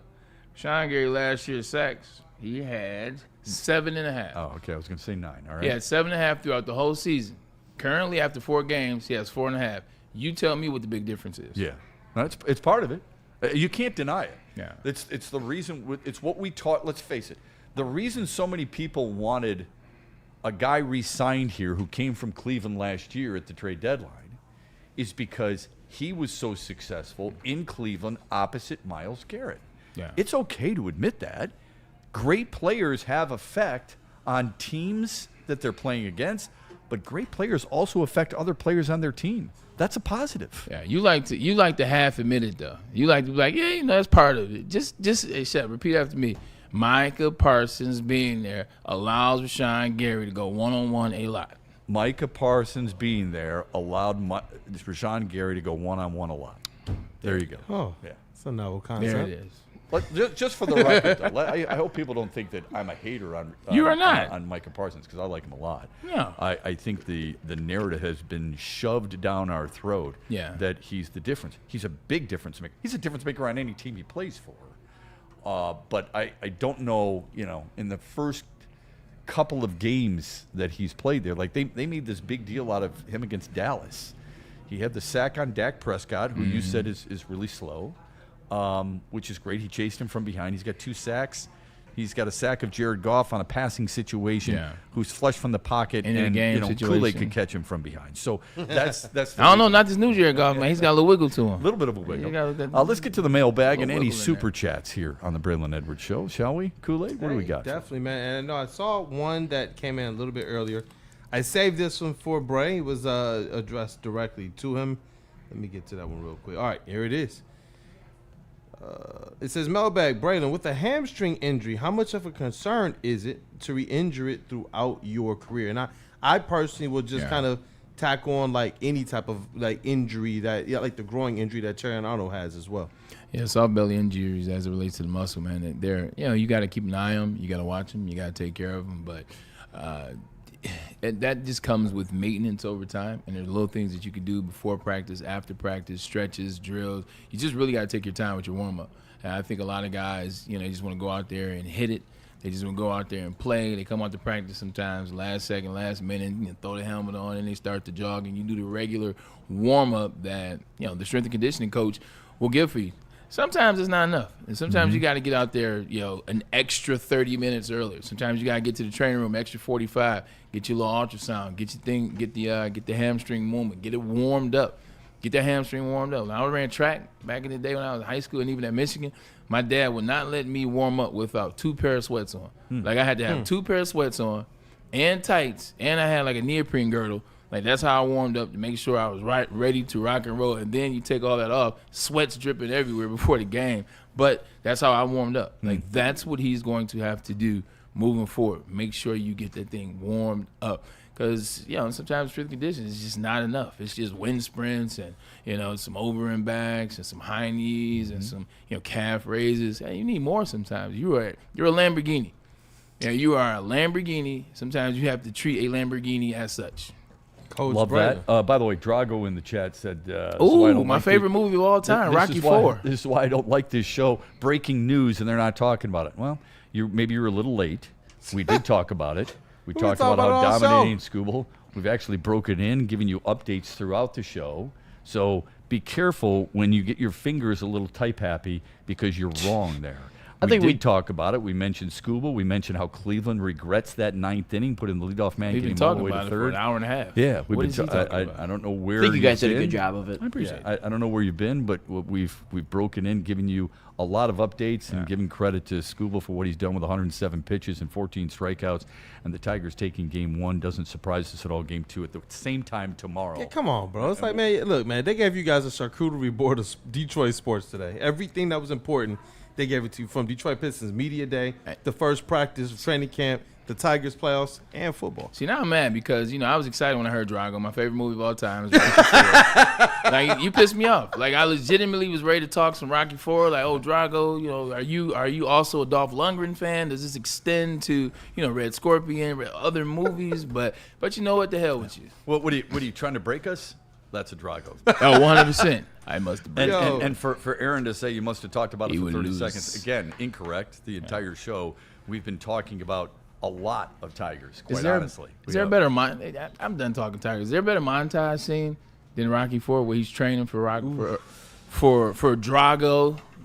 I love where he's got the big tree trunk on his shoulders In and Russia. he's bouncing around to make his legs stronger. That's That when, to me was something that's when else. he was in the USR, man. The USSR, excuse me, I missed that. Yeah. Yeah, that was intense. I'm telling you, like, I used to watch that movie. People gonna say I'm lying when I say you're wrong. I watched Rocky IV before every game I played at in Michigan, and then before every game maybe like the first 7 my rookie year. It goes back to what we talked. Really? It goes back to what we talked about. You know, and you know, my team was trash. Yeah. We were butt cheeks. So it got to the point where before the night of the game, I'm like, I ain't watching that. I'm about to watch something else. But yes, every Friday night I watch Rocky IV. That is so cool. What would be the movie you watch for inspiration, Kool-Aid? Sheesh, that's actually a good got- one. Man, that's a good one. Remember the love Titans. I was about to say That's love a great Remember one. the Titans, but I also love though Coach Carter. I'm a hoops Coach guy, Carter? and Okay. I love both of those films. I love them. Surprising that you went basketball, but I give you credit for that. My son used to watch Miracle before every game. Great movie, That's Kurt a good Russell. one. That's Yeah. a great one. Yeah, so that really got him charged up. Ryan?